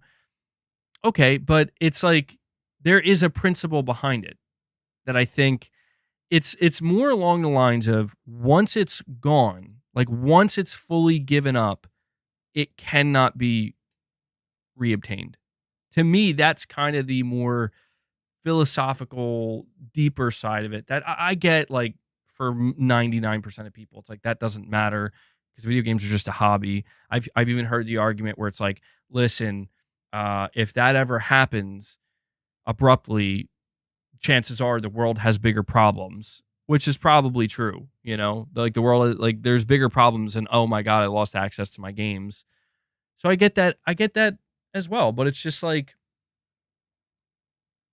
I start to think as I get older that it might just be something that's ingrained in me. You know, it's like I can see the other side of it. I can understand why some people are just totally fine with it and it's really not a big deal to them. And I'm not even going to sit here and say it's a huge deal to me. I'm not like losing my mind over it. I just think it's fascinating when we hear this where it's like, oh yeah, gamers need to get comfortable with the idea of not owning video games. It's like not that is a horrible way to word that, but it's brutally true.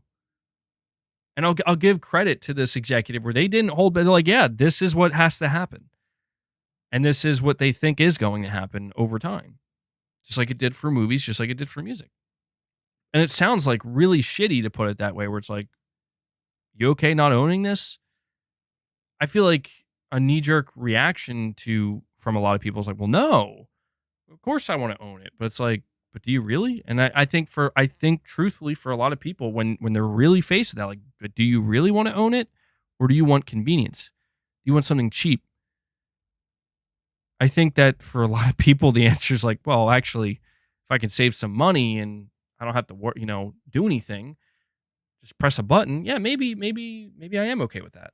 So I get it. But why does it have to happen? Well, truthfully, I think it comes down to market demand.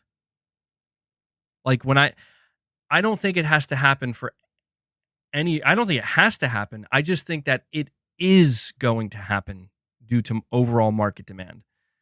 I think that people are just like we truly as a society have become so conditioned to just expect things on demand and right there on our device that it's like you could kind of see why some people in the video game executive landscape look at this and think we're behind. Like we're behind, like we should be able to be there like that already. But video games are different in the sense that it's not as easy to stream a video game because if there's any latency, the consumer is going to feel that and it's going to be a problem. If there's some latency or some hiccups with streaming a TV series or a movie, you may notice a little tiny hitch here and there, but it's not gonna like the consumer's not gonna care really unless it's something egregious that is like the voices are not in sync or something like that. So it's inherently different because I think for video games there's just another layer of complexity due to the physical engagement that video games require. And I just think that video games in general, video games are just a more physical. It reminds me of like books, right? To a degree where people still buy books. Like you can buy books digitally, of course, but people still buy books because it is tethered to the experience. Now, I'm not saying having a physical video game disc is necessarily tethered to the act of physically playing a video game. That's not necessarily the case, but I just think that if you have to question why does it seem like there are more people involved with video games that are just seemingly more attached to it, or it we talk about it as if it is kind of tethered to the experience. I think it's because there's just something about the tangibility and the act of playing a video game that would naturally lead a person to care more about the physical side of video games, if that makes sense. Maybe it doesn't, but that's just kind of how I see it. But maybe I'm totally wrong on that. Maybe it really is just like, well, no, man, there is no connection there. There is no link there. It turns out that video games are no different than anything else. You make it more convenient for people to access them. You make it cheaper for people to access them. They don't care about the physical side of it. They just want to access it. Honestly, that's probably the truth of it. For as disappointing as that may make me feel, or as disappointed as that may make me feel.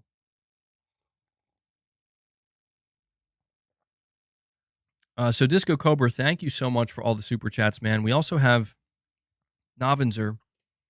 He says, let's go back to putting video games in cereal, LOL. Let's do it, man.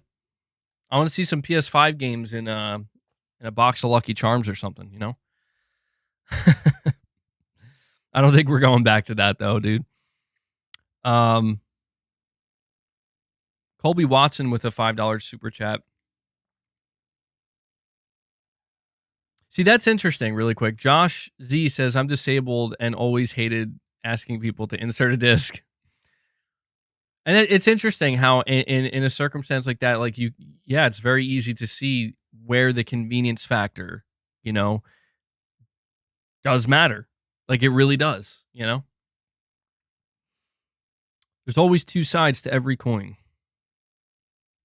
Colby Watson says, like you, I have a hard time going back to old games. Do you think modern games will feel too old for us to play in 10 or 15 years like those games do? It's a great question. I think the answer is yes and no, in that when I try to imagine what will video games look like and play like 10 to 15 years from now, I do imagine that some things, if not a lot of things, will remain fundamentally the same. But I do think that the law of diminishing returns will be in effect.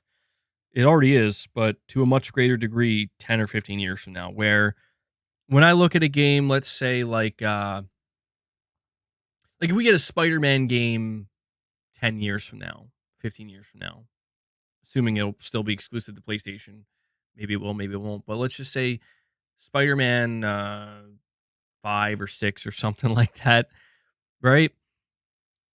I'm sure that because of the amount of time that went by, we would look back at like Spider-Man 2 and be like, oh, that feels dated. But it's like if we were to actually put them side by side, it's like, okay, but how dated does it really seem? And it's like, of course, that future Spider-Man game will look noticeably better, probably run noticeably better. By that point in time, we could be looking at, genuine like photorealism in gaming. But it's not, I just don't think it's going to be as simple as it is now, where it's like if you take a game like Demon's Souls Remake and you put that up against Demon's Souls that came out in 2009 for PS3, it's like, wow, that's really noticeable. And I think that's just, it's because each generation, right? Like, you think about games in general being, it's still kind of a young medium. It's not, I don't want to make it seem like there hasn't, that it's like, oh yeah, the gaming medium's so young, it's so infantile. I don't think it's that anymore, but it's still pretty young, where it's like, when you look back at the jump from the PS1 to the PS2, from the PS2 to the PS3, they were really substantial leaps that, you could see a massive difference, like a massive, massive difference. And you look at a game like The Last of Us, which came out at the end of the PS3's life cycle, and you go compare that to, you know, trying to think of a PS2 game. Well, because I mean, Naughty Dog was making what, Jack and Daxter for PS2, but it's just if you look at a game like The Last of Us on PS3 and you compare that to any PS2 games, any PS1 games, it's just wow, like it is a truly night and day difference. I mean, it is a black and white, night and day, clear difference to whereas now I imagine that when we get to the PlayStation 6, right? Let's say we get The Last of Us Part 3 for the PlayStation 6 at the end of the end of that generation. I'm sure it'll look mind-blowingly good. Like, wow, these graphics look real. They just look like real people. This all looks real. And we compare that to The Last of Us Part 2. I think it's going to be a little bit different in that, yeah, there is a difference, but it's like, it's just not the same. It's not as massive. The lighting is way better. It just looks more realistic, but I just think it's not going to be the same as, again, like looking at a game like The Last of Us coming out at the end of the PS3 generation and then comparing that to a game that came out at the beginning of the PS2 generation. It's like, oh my God, what happened? That leap is staggering, right? And I just think it's the law of diminishing returns in effect. And as we go into every generation going forward, and to be honest, this is where you have to start to question how console generations are going to begin to look, knowing that it's going to be harder and harder for them to really differentiate them.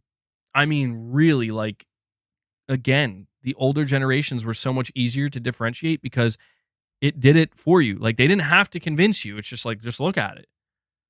Just look at it. You see the difference? This time around, things are different. You look at Spider-Man 2018 and you look at Spider-Man 2, and it's like, you can tell there's a generational difference, but you can also tell that it's not producing the same results that a generational difference did between the PS2 and the PS3 or the PS3 and the PS4. It's less this time. And it's going to be even less next time and less next time. And I think basically, Colby, what I'm trying to say is because of this, I think we might look back at these games and feel differently about them in terms of how old they really feel or how dated they really feel compared to looking at games during the PS1 and PS2 era. And right now, like, they're just games we look at that are like, yeah, that feels like truly dated in so many ways that it's kind of insane, right? I mean, a good example is one of the PlayStation Plus Premium Classic games that I think is coming out this month is Star Wars Episode 1, The Phantom Menace. I remember playing this game on PS1. And that's like one of the few PS1 games I like very clearly remember playing. And I think about Star Wars games today. Like, I think about the latest what's the name of the game? Star Wars Jedi Fallen Order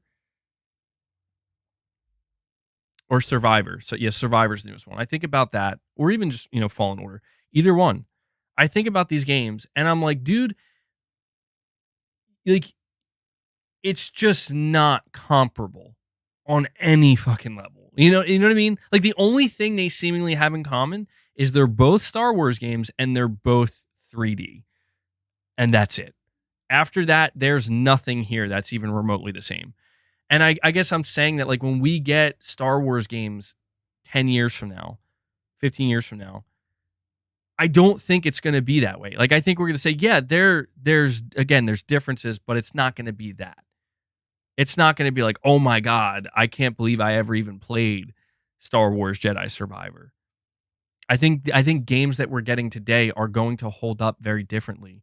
Because I do believe that type of, like, monumental transition and shift is not going to happen in the traditional 3D game space. I don't.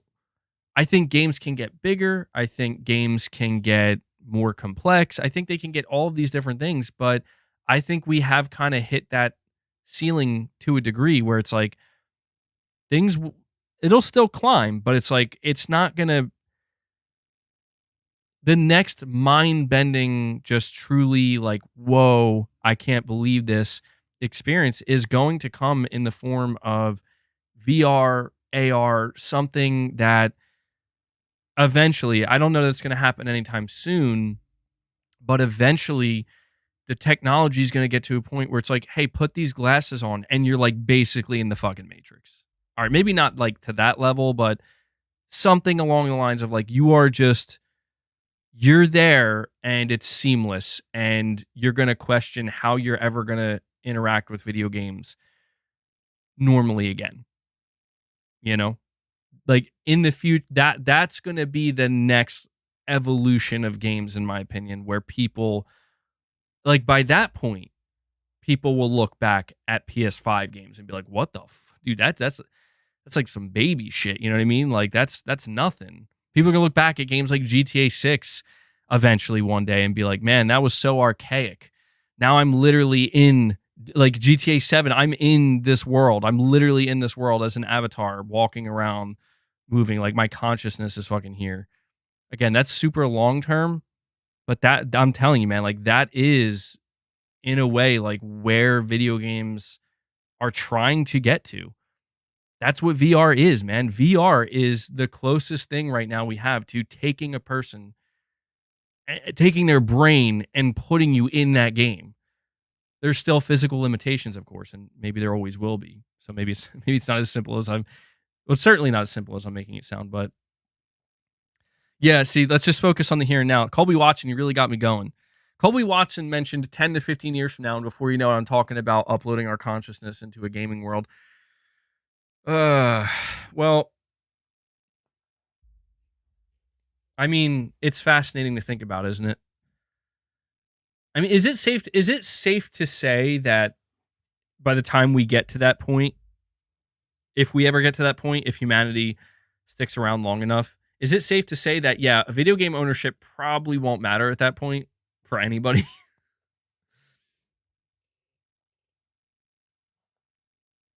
There you go. Gaming Survivor knows. But Colby, I'm just very interested in your question because I think it's a good question. And it's one that I think it's easy for me to say right now, no. I think it's easy for me to say, no, these games that we're playing now, 10 years from now, I won't look back at them and feel like they're too old and too dated. Because the truth is I'm sure people back during the PS1, PS2, and PS3 generations, I'm sure they were saying the same thing. Like, hey, do you think like 10 years from now, 15 years from now, we're going to look back and say this stuff just feels archaic and dated? I'm sure the answer was like, no, definitely not. Or at least probably not. But here we are. And the answer is like, oh, yeah, it definitely feels like it. It definitely seems like it's just archaic and outdated. So it's weird. It's weird how that works.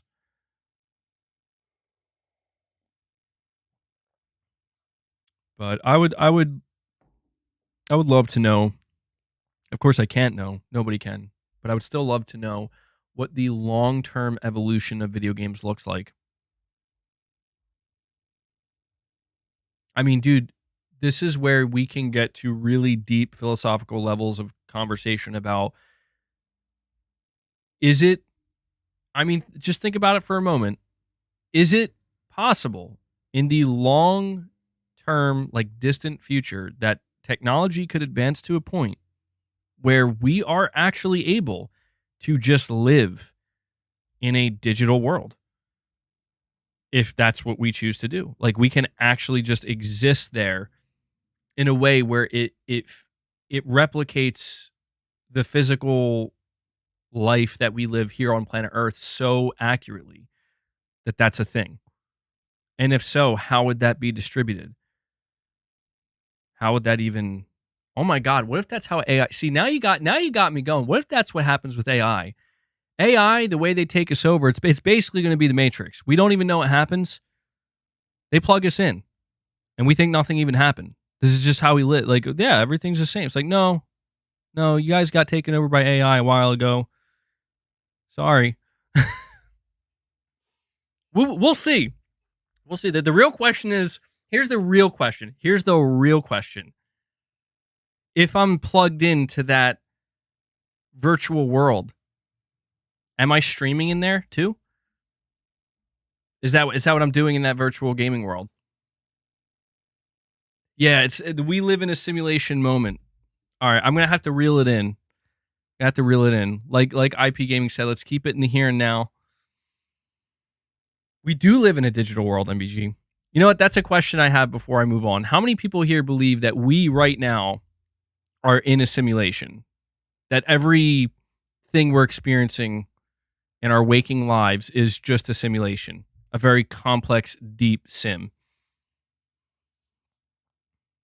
Yeah, what I just described is so funny because it's like I could already be doing that. Like, dude, the stream that you're doing right here, right now, is inside of a simulation. Like, you're already playing the game.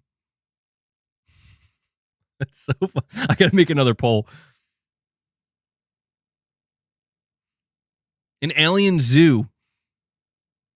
Martin says, let's not go there. Well, that's as far as we'll go with that. Maybe we are, maybe we aren't. I mean, one day we'll probably find out, right? We're basically The Sims. Anyway, Colby, thank you for that. We have From Scratch Gamer, member for 8 months. He says, I buy a lot of games digitally so I can play them at midnight the moment they are available. Physical games do let you play the original version. You know what? I'm glad you mentioned this because that is a big layer of the convenience conversation that I didn't mention.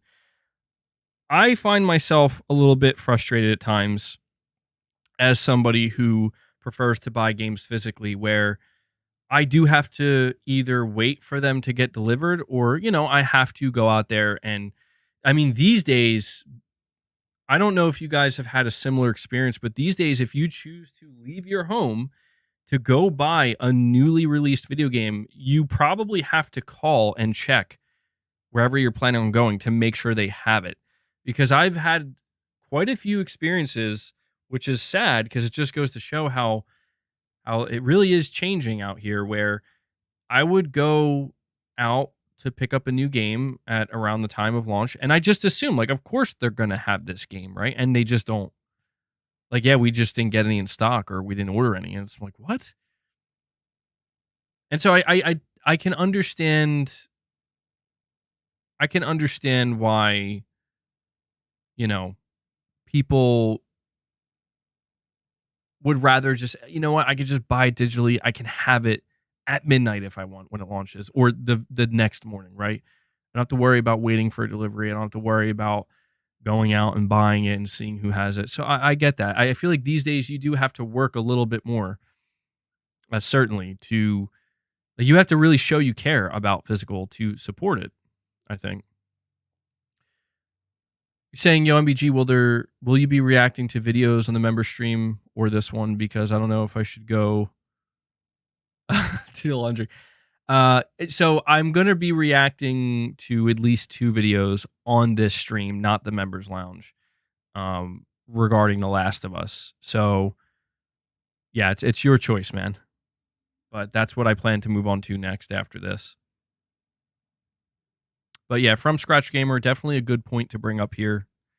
We also have Anonymous Boss with a super chat, and he says, when the N64 dropped, the leap was huge. If Nintendo used a chip 2 times more powerful than the normal 64, you think it would hold up even more until even now?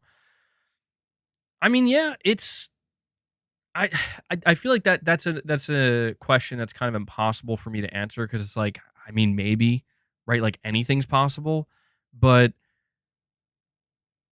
yeah, the one of the biggest transitions in gaming was from 2D to 3D, right? Like, just that was a massive, monumental, mind-bending shift that it was so massive that it took an entire generation practically of consoles anyway, with like the PS1 and the N64, for developers to really figure it out. Like, they had to, like, just rethink video game design in general. And it was it's just so, dude, I'm not gonna lie, man. Like when I start to think deeply about video game design, I'm not a video game designer.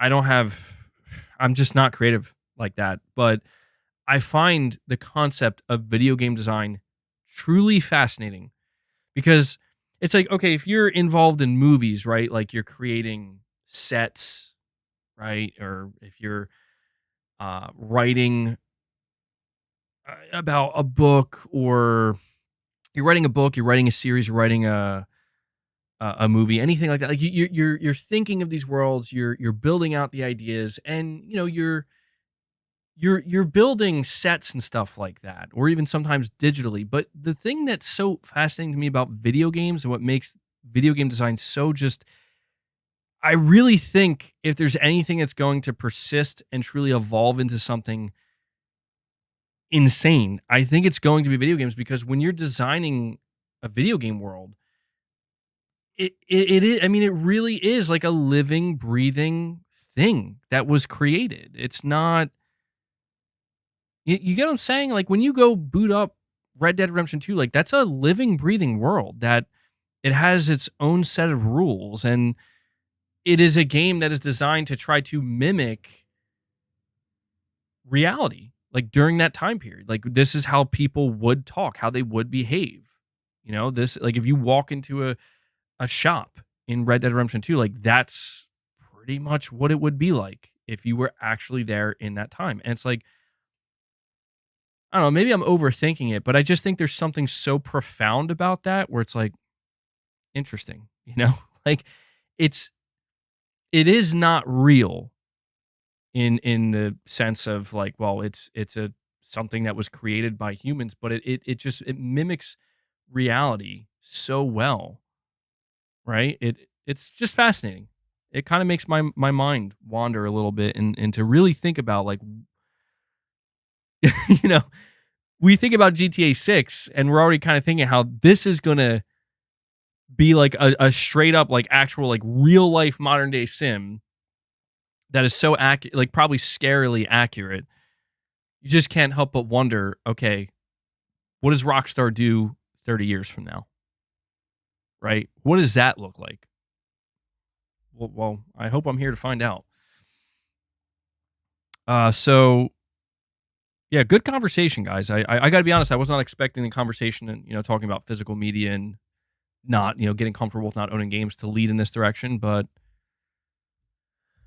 Orange, you're saying Arrowhead confirmed there won't be a battle pass or any coins in Helldivers 2 because the director hates microtransactions. Monetization will be based on selling the game and skins.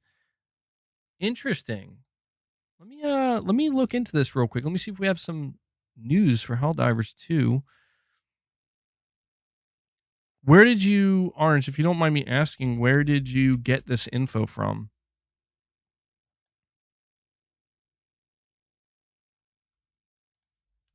Because I think that's really reassuring for a lot of people, or at least some people.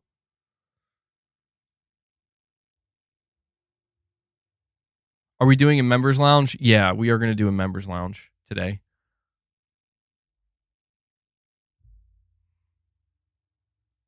I guess I didn't really think about that with Helldivers 2. Like, I didn't think it was going to have, like, I didn't know whether or not it was going to have a battle pass or not. I didn't put thought into that. Oh, you're saying there's a launch trailer? All right. Well, here's what we'll do. I'm going to.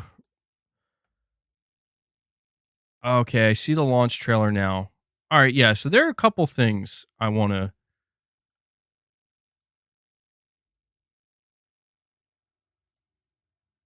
Hold on. There are a couple things I want to watch with you guys. We'll do this launch trailer. There's another Last of Us trailer I want to.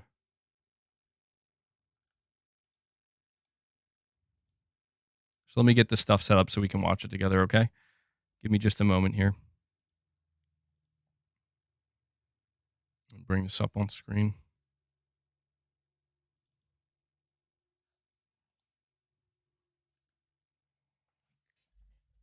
I gotta move my dumbbell. Hold on.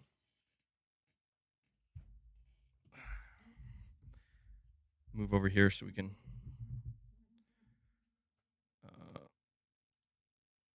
All right. So the first thing we're going to be watching together is the Helldivers 2: The Fight for Freedom Begins. I have to be very careful though, because I don't know if they're playing music in this, and I don't want this stream to get a copyright claim. Can anybody in the chat confirm for me, anybody who has seen this trailer so far, the new Helldivers trailer, does it have music?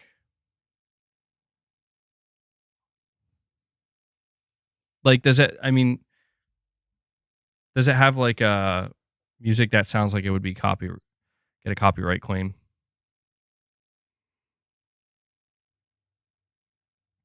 You're saying the music is not copyrighted? I'm thinking for the Helldivers trailer, I might just mute it just to play it safe. With the Last of Us trailer, I'm pretty sure they're not going to use anything that I have to worry about. All right, so let me pop out the chat here real quick and we'll watch this together. All right, so here are the 3 videos we're going to watch together. The first is Helldivers 2: The Fight for Freedom Begins launch trailer. The second is the Last of Us Part 2 remastered features trailer. And then the third is the Digital Foundry tech review for The Last of Us Part 2. All right, so let's start here with Helldivers.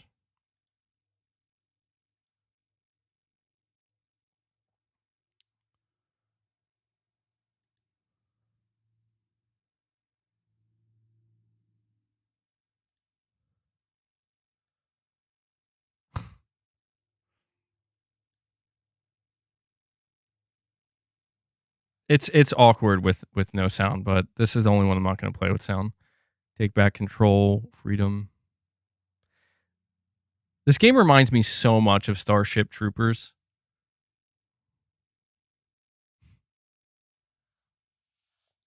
Day one for you, Leo. Same here. It's chugging. I don't know why this is chugging so badly. Sorry if there's some lag.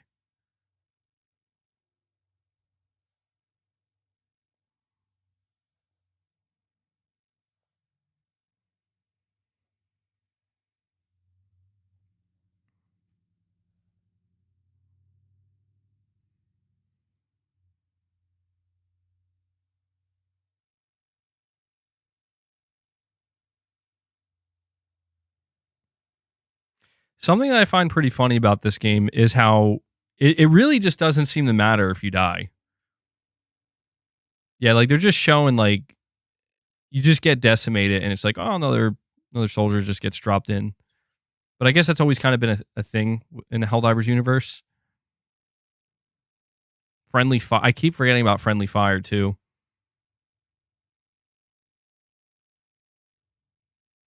This game actually looks a little bit stressful. The more I'm looking at it here, or the more I'm seeing of it, it does look like it can get very stressful.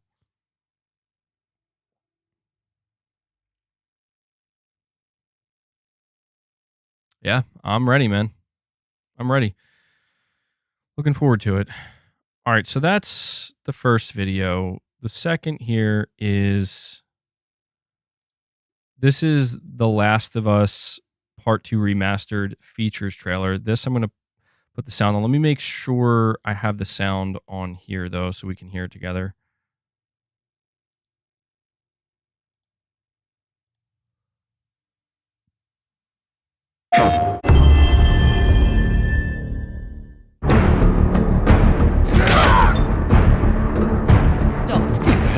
Get your hands off me. Hi, I'm Matthew Gallant, and I'm the game director for The Last of Us Part 2 Remastered, which is the best way to experience Ellie and Abby's incredible story. This remaster runs natively on the PlayStation 5 console, taking full advantage of the powerful hardware and the revolutionary DualSense wireless controller. But there's so much more in this game that we're excited to share. For starters, The Last of Us Part 2 Remastered includes the Lost Levels. we pull back the curtain on the game-making process, presenting them in their raw and unfinished state. These levels feature developer commentary that tell the story of their creation, and why they were ultimately cut. For a further look behind the scenes, we've recorded hours of new cinematic commentary featuring Troy Baker, Ashley Johnson, Laura Bailey, Shannon Woodward, Hallie Gross, and Neil Druckmann. There's so much happening there with almost no dialogue. We've greatly expanded the guitar minigame featured in the campaign via a new mode, Guitar Freeplay. You'll be able to swap between locations and characters, including Ellie, Joel, and the maestro himself, Gustavo Santaolalla. We've even recorded several new instruments for players to unlock, such as the banjo and steel resonator. We can't wait to unleash the community's creativity with this feature-rich mode. That's The Last of Us Part 2 interesting. Remastered enhances the sense of immersion through the DualSense controller's haptics and adaptive triggers. You'll feel the tension in the bow as you draw back an arrow, and the kick of a shotgun. You'll feel the quiet moments You're saying too, it's too loud? walking in the Seattle rain or playing fetch with Bear. The Last of Us Part 2 Lower it a broke little new bit. ground for accessibility, and we're thrilled to bring over new features that debuted in The Last of Us Part 1 remake for the PlayStation 5, such as audio descriptions for cinematics and speech to vibrations. We're also thrilled to introduce No Return, a brand new single-player roguelike survival mode. Begin your run by choosing one of 10 playable characters, including many fan favorites who were not previously playable. Each one has their own unique playstyle, traits, and starting inventory. Face off against randomized encounters with remixed levels, enemy factions, game modes, and random gameplay mods. Death is permanent, but there's always a new randomized run waiting. And to top it off, there are new character skins, weapon skins, photo mode improvements, and speedrun mode. Nina, we gotta run! The Last of Us Part 2 Remastered is the best way to experience this beloved game on PlayStation 5. And whether you're a returning fan or a newcomer, we're excited to share this journey with you. Alright. That's a pretty good video. I mean, it didn't necessarily get me any more hyped, but it was fine.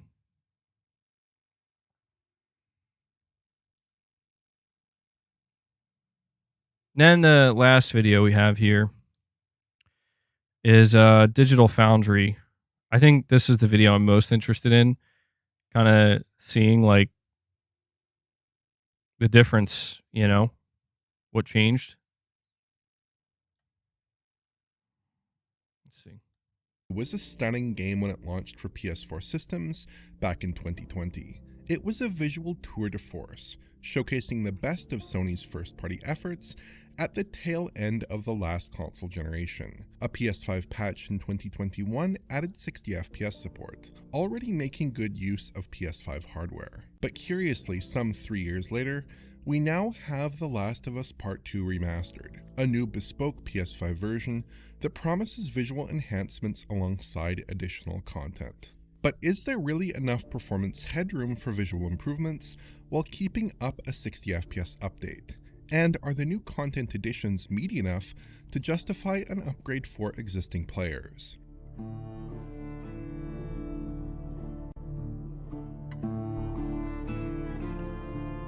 The Last of Us Part 2 has already been enhanced for PS5 systems. In May of 2021, the PS4 version was updated with support for PS5 hardware, enabling PS5s to run the game at 1440p at 60 frames per second. This new remastered PS5 release seems to promise more, so what's up with the rendering here?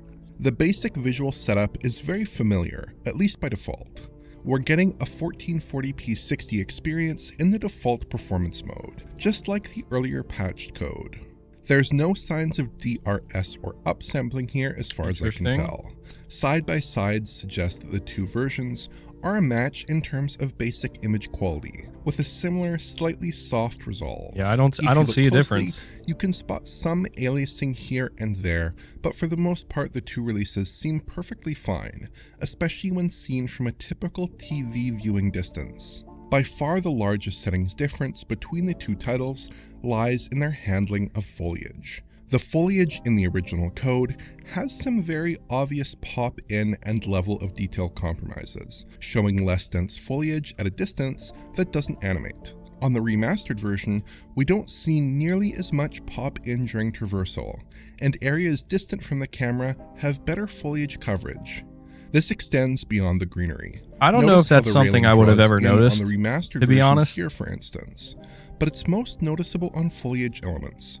The Last of Us Part 2 mostly takes place in grassy outdoor environments, so these level of detail enhancements actually make for a pretty big improvement in most areas. The PlayStation Store description of the game also highlights improved shadow quality and texture quality, which are pretty tough to spot. Shadow aliasing and flicker from the PS4 release is replicated about the same here, and the presentation of shadows appears nearly identical between the two versions. This hanging container does exhibit a noticeably higher resolution shadow map on PS5. See, this is where they start to lose me, because it's like, I don't think I would ever notice any of this General stuff. shadow quality appears to be largely identical to that original title, with very sparing exceptions. I captured dozens of up-close shots to get an idea of any texture resolution improvements, but I struggled to spot any differences in texture quality between the PS4 and PS5 code. The artwork was an exact match across every shot I tested, except for this shot where the dirt texture appears somewhat higher resolution in the remastered version. Random, like with the shadows, just one I random wouldn't expect high-res a wholesale improvement here, but perhaps asset. Assets show up very Just one Texture across the whole filtering, game though, does that receive accidentally a made noticeable its way in. upgrade. See how distant ground detail resolves with less blur on the remastered code.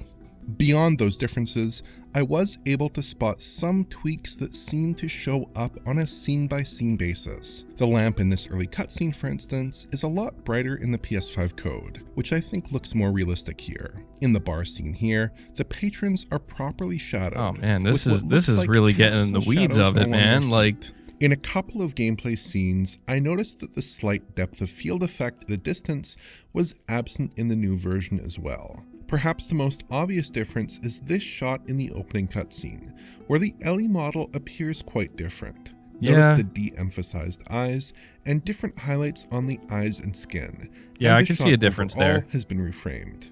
But in other flashback sequences, Ellie looks identical across the two versions. Overall, these two releases of The Last of Us Part 2 look fairly similar. Naughty Dog has definitely tweaked and touched up some aspects of the game's visual presentation here and there, but players shouldn't go in expecting a broad visual uplift relative to the patched PS4 code I'm that definitely we've had not. for the past 2.5 years. The biggest upgrade here over playing the game on a PS4 or PS4 Pro system is still the ability to play at 60 frames per second, which the remastered version and the patched version of the original both offer on PS5 systems.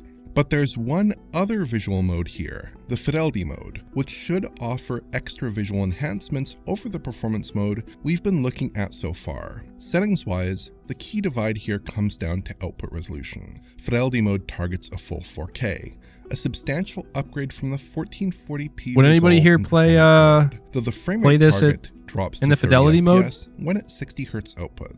In actual head-to-heads though, I think it's not as big of an upgrade as I you wouldn't. might expect.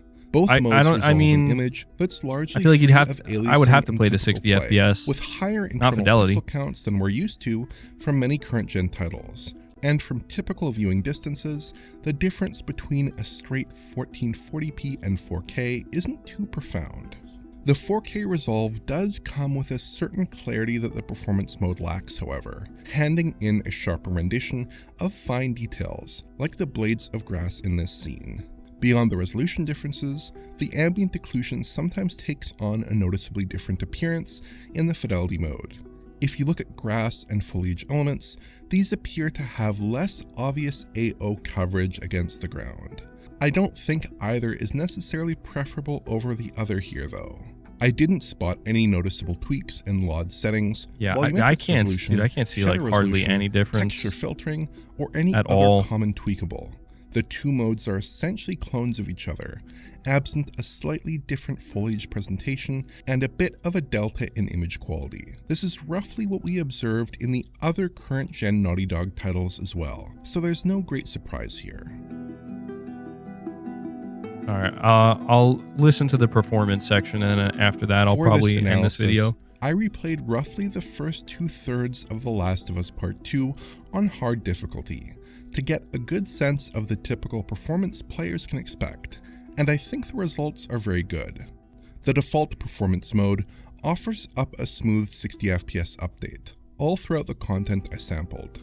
Big firefights and wide open environments hit 60 FPS without issue, with a remarkably smooth presentation. Cutscenes are a slight exception, where the game holds a frame on camera cuts for TAA purposes. Elsewhere, the game runs at a perfect 60 FPS as far as I can tell. This was largely the case as well with the PS4 version running on PS5, which also operated at a close to locked 60 FPS.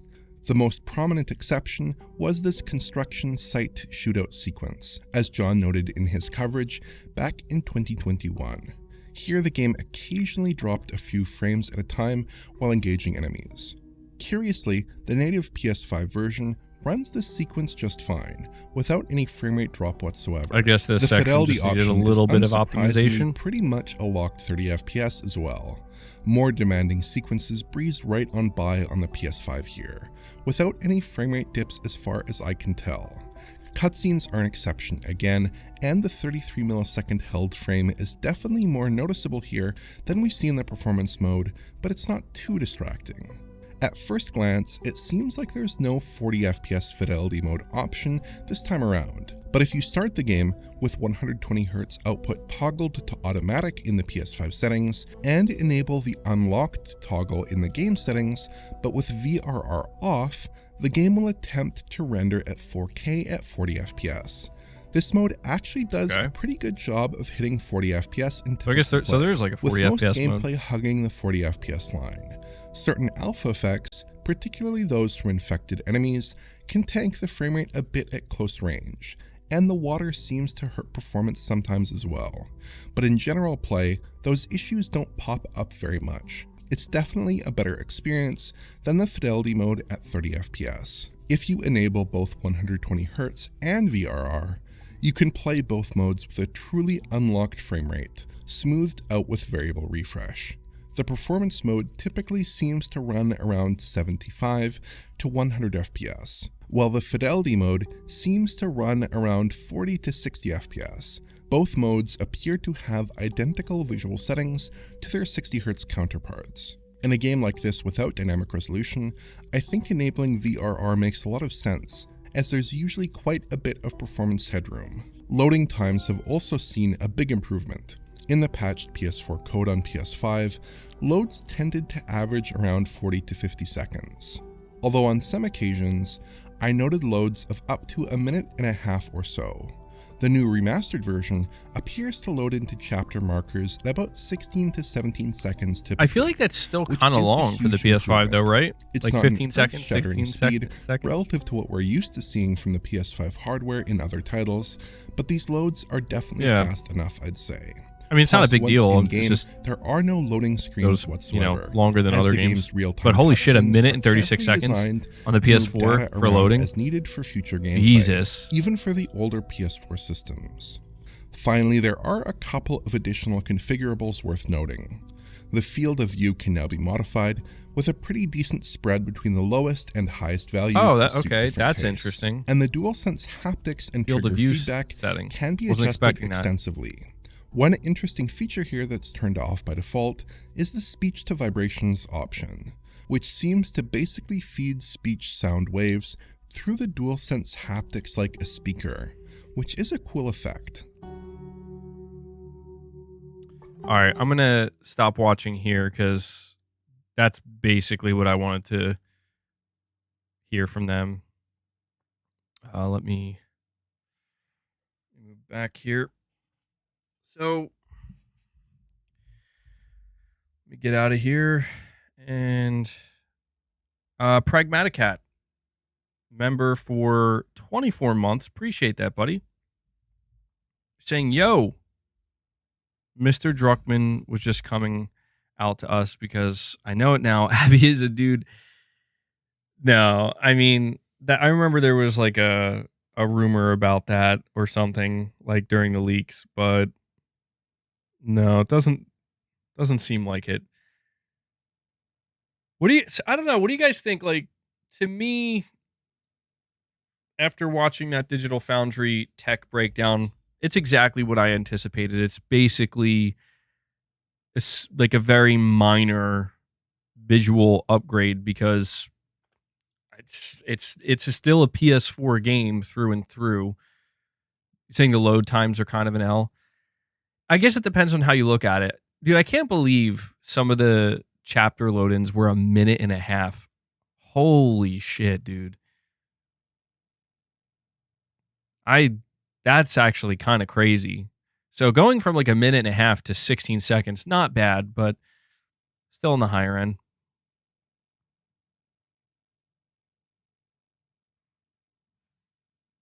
Mr. B says easily worth the $10 upgrade. For me, it being a $10 upgrade, I think it's fine. I cannot be mad at Sony for just saying, here's some new modes, here's some commentary, here's a, few upgrades, $10. It's like, all right, I get it. Cash grab, absolutely. Yes. Absolutely. But I think both things can kind of be true, right? It's like it's a cash grab in that they are charging for it and they want to make money. But it's also pretty cheap. So it's like, okay, whatever. What's kind of weird to me? I really would like to know who makes the decision to charge for this stuff, because it's so interesting to me that they are making this a $10 upgrade, which again, I think is fine. It's $10. It's not a huge deal, at least to me, at all. But what's interesting is we get things like the God of War Valhalla DLC, which easily could have been more than $10. And people would have been totally fine with that because it was like actually a lot. It's a really good DLC. And they're like, yeah, it's just free. It just makes me wonder, like, is this a decision made by the studio themselves? Because that's crazy that things like that, and in the past, things like Ghost of Tsushima Legends, Returnals DLC, all that free.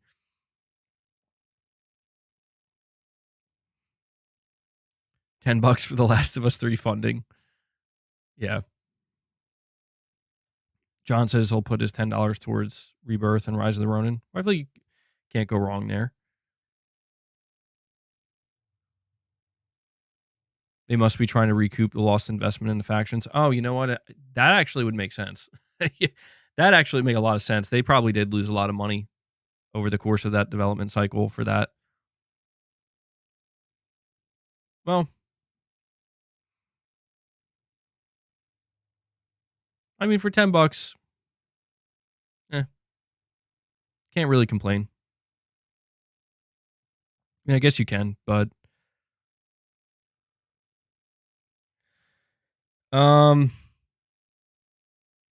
Neo Exodus, member for 7 months, says, imagine a VR mode. I thought Sony loved money. The Last of Us VR, what a wasted opportunity. Oh yeah, I've talked about that, man. If they made a dedicated VR mode for like The Last of Us Part 1 or Part 2 or both, oh my god. Yeah, I would pay for that. That would be incredible. This no return. So I want to mention this because we talked about this a little bit earlier when we were going over the reviews of the Last of Us Part 2 Remastered. And that is one of the reviews, I think it was IGN Spain. They gave it a 7 out of 10. And their biggest reason for doing so is because they said it was riddled with bugs. Have you guys been seeing anything about this online? Because, I mean, I just listened to Digital Foundry. That's basically their review, and they didn't say anything about bugs. And I didn't see any other reviews talking about bugs. So it makes me wonder, is that just like an isolated incident? I can't, like, it would be difficult for me to imagine it could be riddled with bugs when it's like, it's just a port from PS4. They lied about the bugs. I don't necessarily think that they lied. I think maybe it's just more of like an isolated incident thing where like maybe they were just very unlucky. They were playing the lost levels. Oh, dude, that's so funny. They were playing the lost levels and didn't realize it was supposed to be that way. That is funny, man. What is this buggy mess? I'm docking 2 points.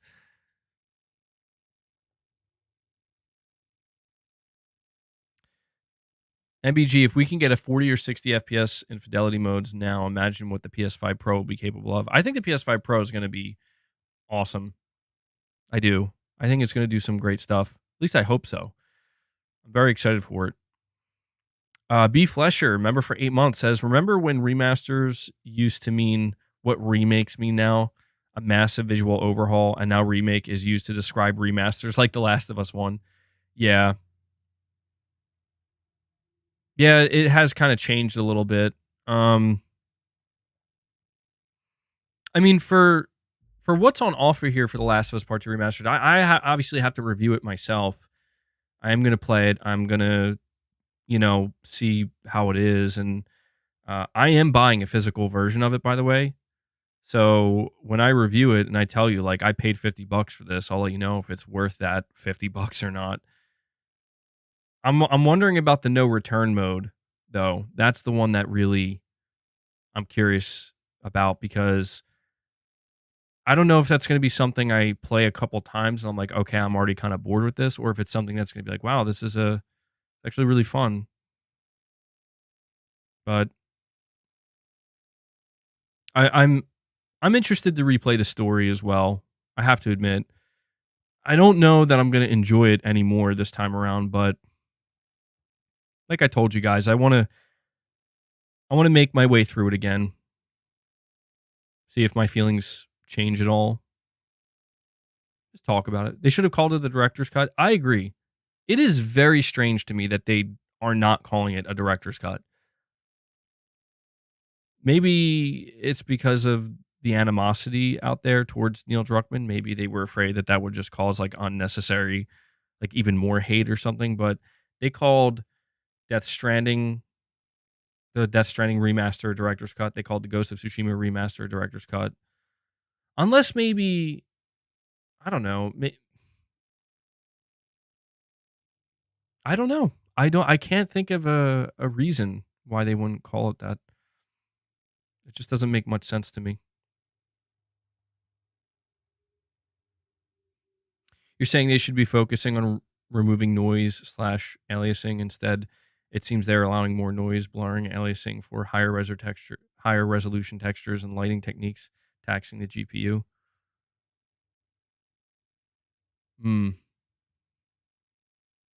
Yeah, I mean,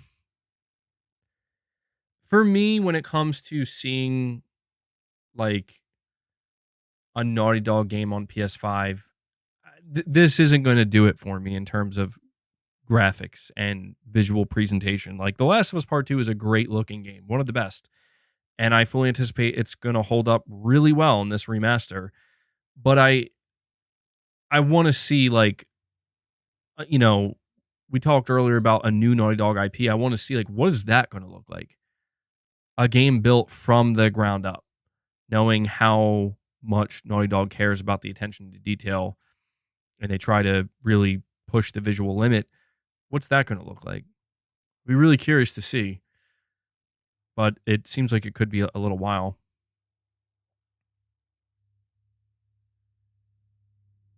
Did I see Colin Moriarty's comments on Neil Druckmann? Possibly. I don't know exactly what you're talking about. Nothing is popping in my head that I've come across. Thought I didn't care for graphics. No, I do. Like, it's a situation where graphics are important to me, absolutely, but they're not the most important. Gameplay is the most important. If a game is not fun to play and doesn't feel good to play, then the graphics aren't going to do much for me. If a game is good to play and really enjoyable, the next thing I'm probably going to look at is the graphical fidelity. To me, I like I like the instances where I can kind of get the best of both worlds, where great gameplay, fun gameplay, satisfying gameplay, and great graphics.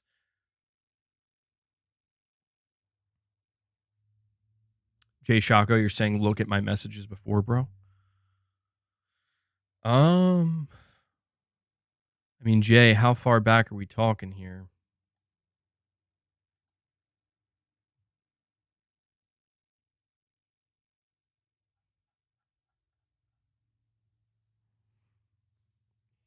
But yeah.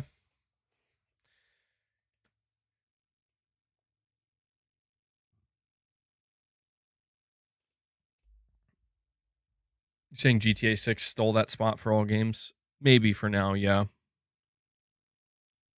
Board says graphics are good enough now anyway. I just wish 60 FPS was the standard without ray tracing and other shit you can't even notice at first. Yeah, I mean, at some point there does have to be a question of like, how much does the attention to detail really matter? Like, do we really need all the detail? Because I'll be honest, like most of it goes overlooked until people call attention to it. And you just have to wonder like how much development time and effort goes into that rock formation over there that no one's even going to probably notice. You know what I mean? Like, I guess it's maybe in the case of a studio like Naughty Dog, I guess they're like perfectionists where it's like, well, we have to put all the detail in it because we'll notice it if it's not. Like, you may never notice, but we will. And I get that from the creative standpoint. But, you know, there also has to be a balance.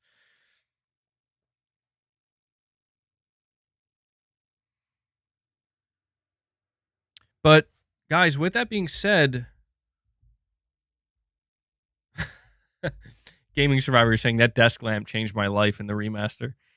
I mean, that's what I mean, where I know that's Digital Foundry's job. Like, I don't fault Digital Foundry for pointing stuff like that out. That's literally their job. But it is also like, who is really going to notice that other than Digital Foundry? No one. Like, literally no one's going to notice that. So, but guys, with that being said, I have finished all the topics that I had for you today. Just to recap, we talked about Foam Stars. We talked a little bit about Rise of the Ronin. We talked about Naughty Dog, their new IP. We talked about The Last of Us Part 2 Remastered, and we talked about Ubisoft's comments about gamers learning to not be comfortable with owning games or getting to that point. And yeah, we also talked a little bit about the future of gaming and what that might look like. So I enjoyed these conversations we had. I hope you enjoyed them as well. I hope you enjoyed the topics. I am going to be setting up a members lounge. I'm looking at the clock right now. It's 2:43 p.m. So I'm going to shoot to get the members lounge going at 3 p.m. Eastern time. So in about 15 minutes. Console video reaction. Yes, New Soul 9 mentioned that. Let me go check the name of... So I think I'm actually going to I'm going to react to that in the members lounge.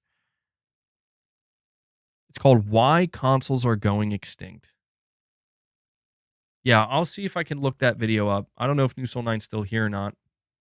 But we have Ricky Burchett coming in with a $5 donation. That's his first time donating on the channel. Ricky, thank you so much for that, man. Really appreciate that. And this is a good opportunity for me to thank everybody. Really quick, Not DQ says, he said people are jealous of him because he started as a designer and became Naughty Dog president. Oh, okay. Yeah. I listened to that. So here's the thing, and I'm not trying to defend Colin Moriarty because I don't think there needs to. I mean, you know, he'll defend himself if he feels the need to, obviously. But my whole thing is when I listen to him say that, he stated multiple times that, but he has like a bias. You know, like he knows Neil Druckmann, he's friends with Neil Druckmann, and so it's like, well, okay, you know, like that to me, that was the important thing to disclose is that, you know, he's giving his opinion that he thinks people are jealous of him and that's fine, but it's like, you know, he also makes it known, but he, like, I know him, he's my friend. It's like, okay, I get that.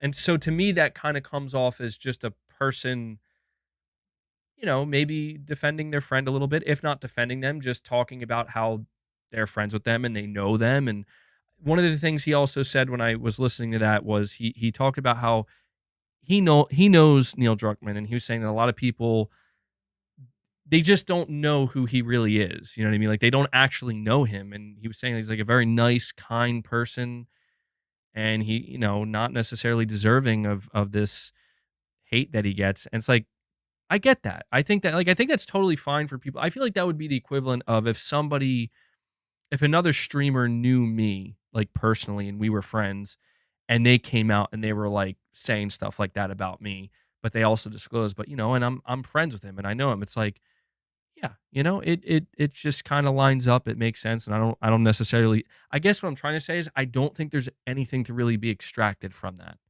You know what I mean? Like, I don't know if people are like getting upset or something over what Colin said or whatever. I don't think that's necessary. I think it is what it is. Saying thanks for noticing. Well, no, yeah, I no problem, man. It's always interesting, with these different conversations we have.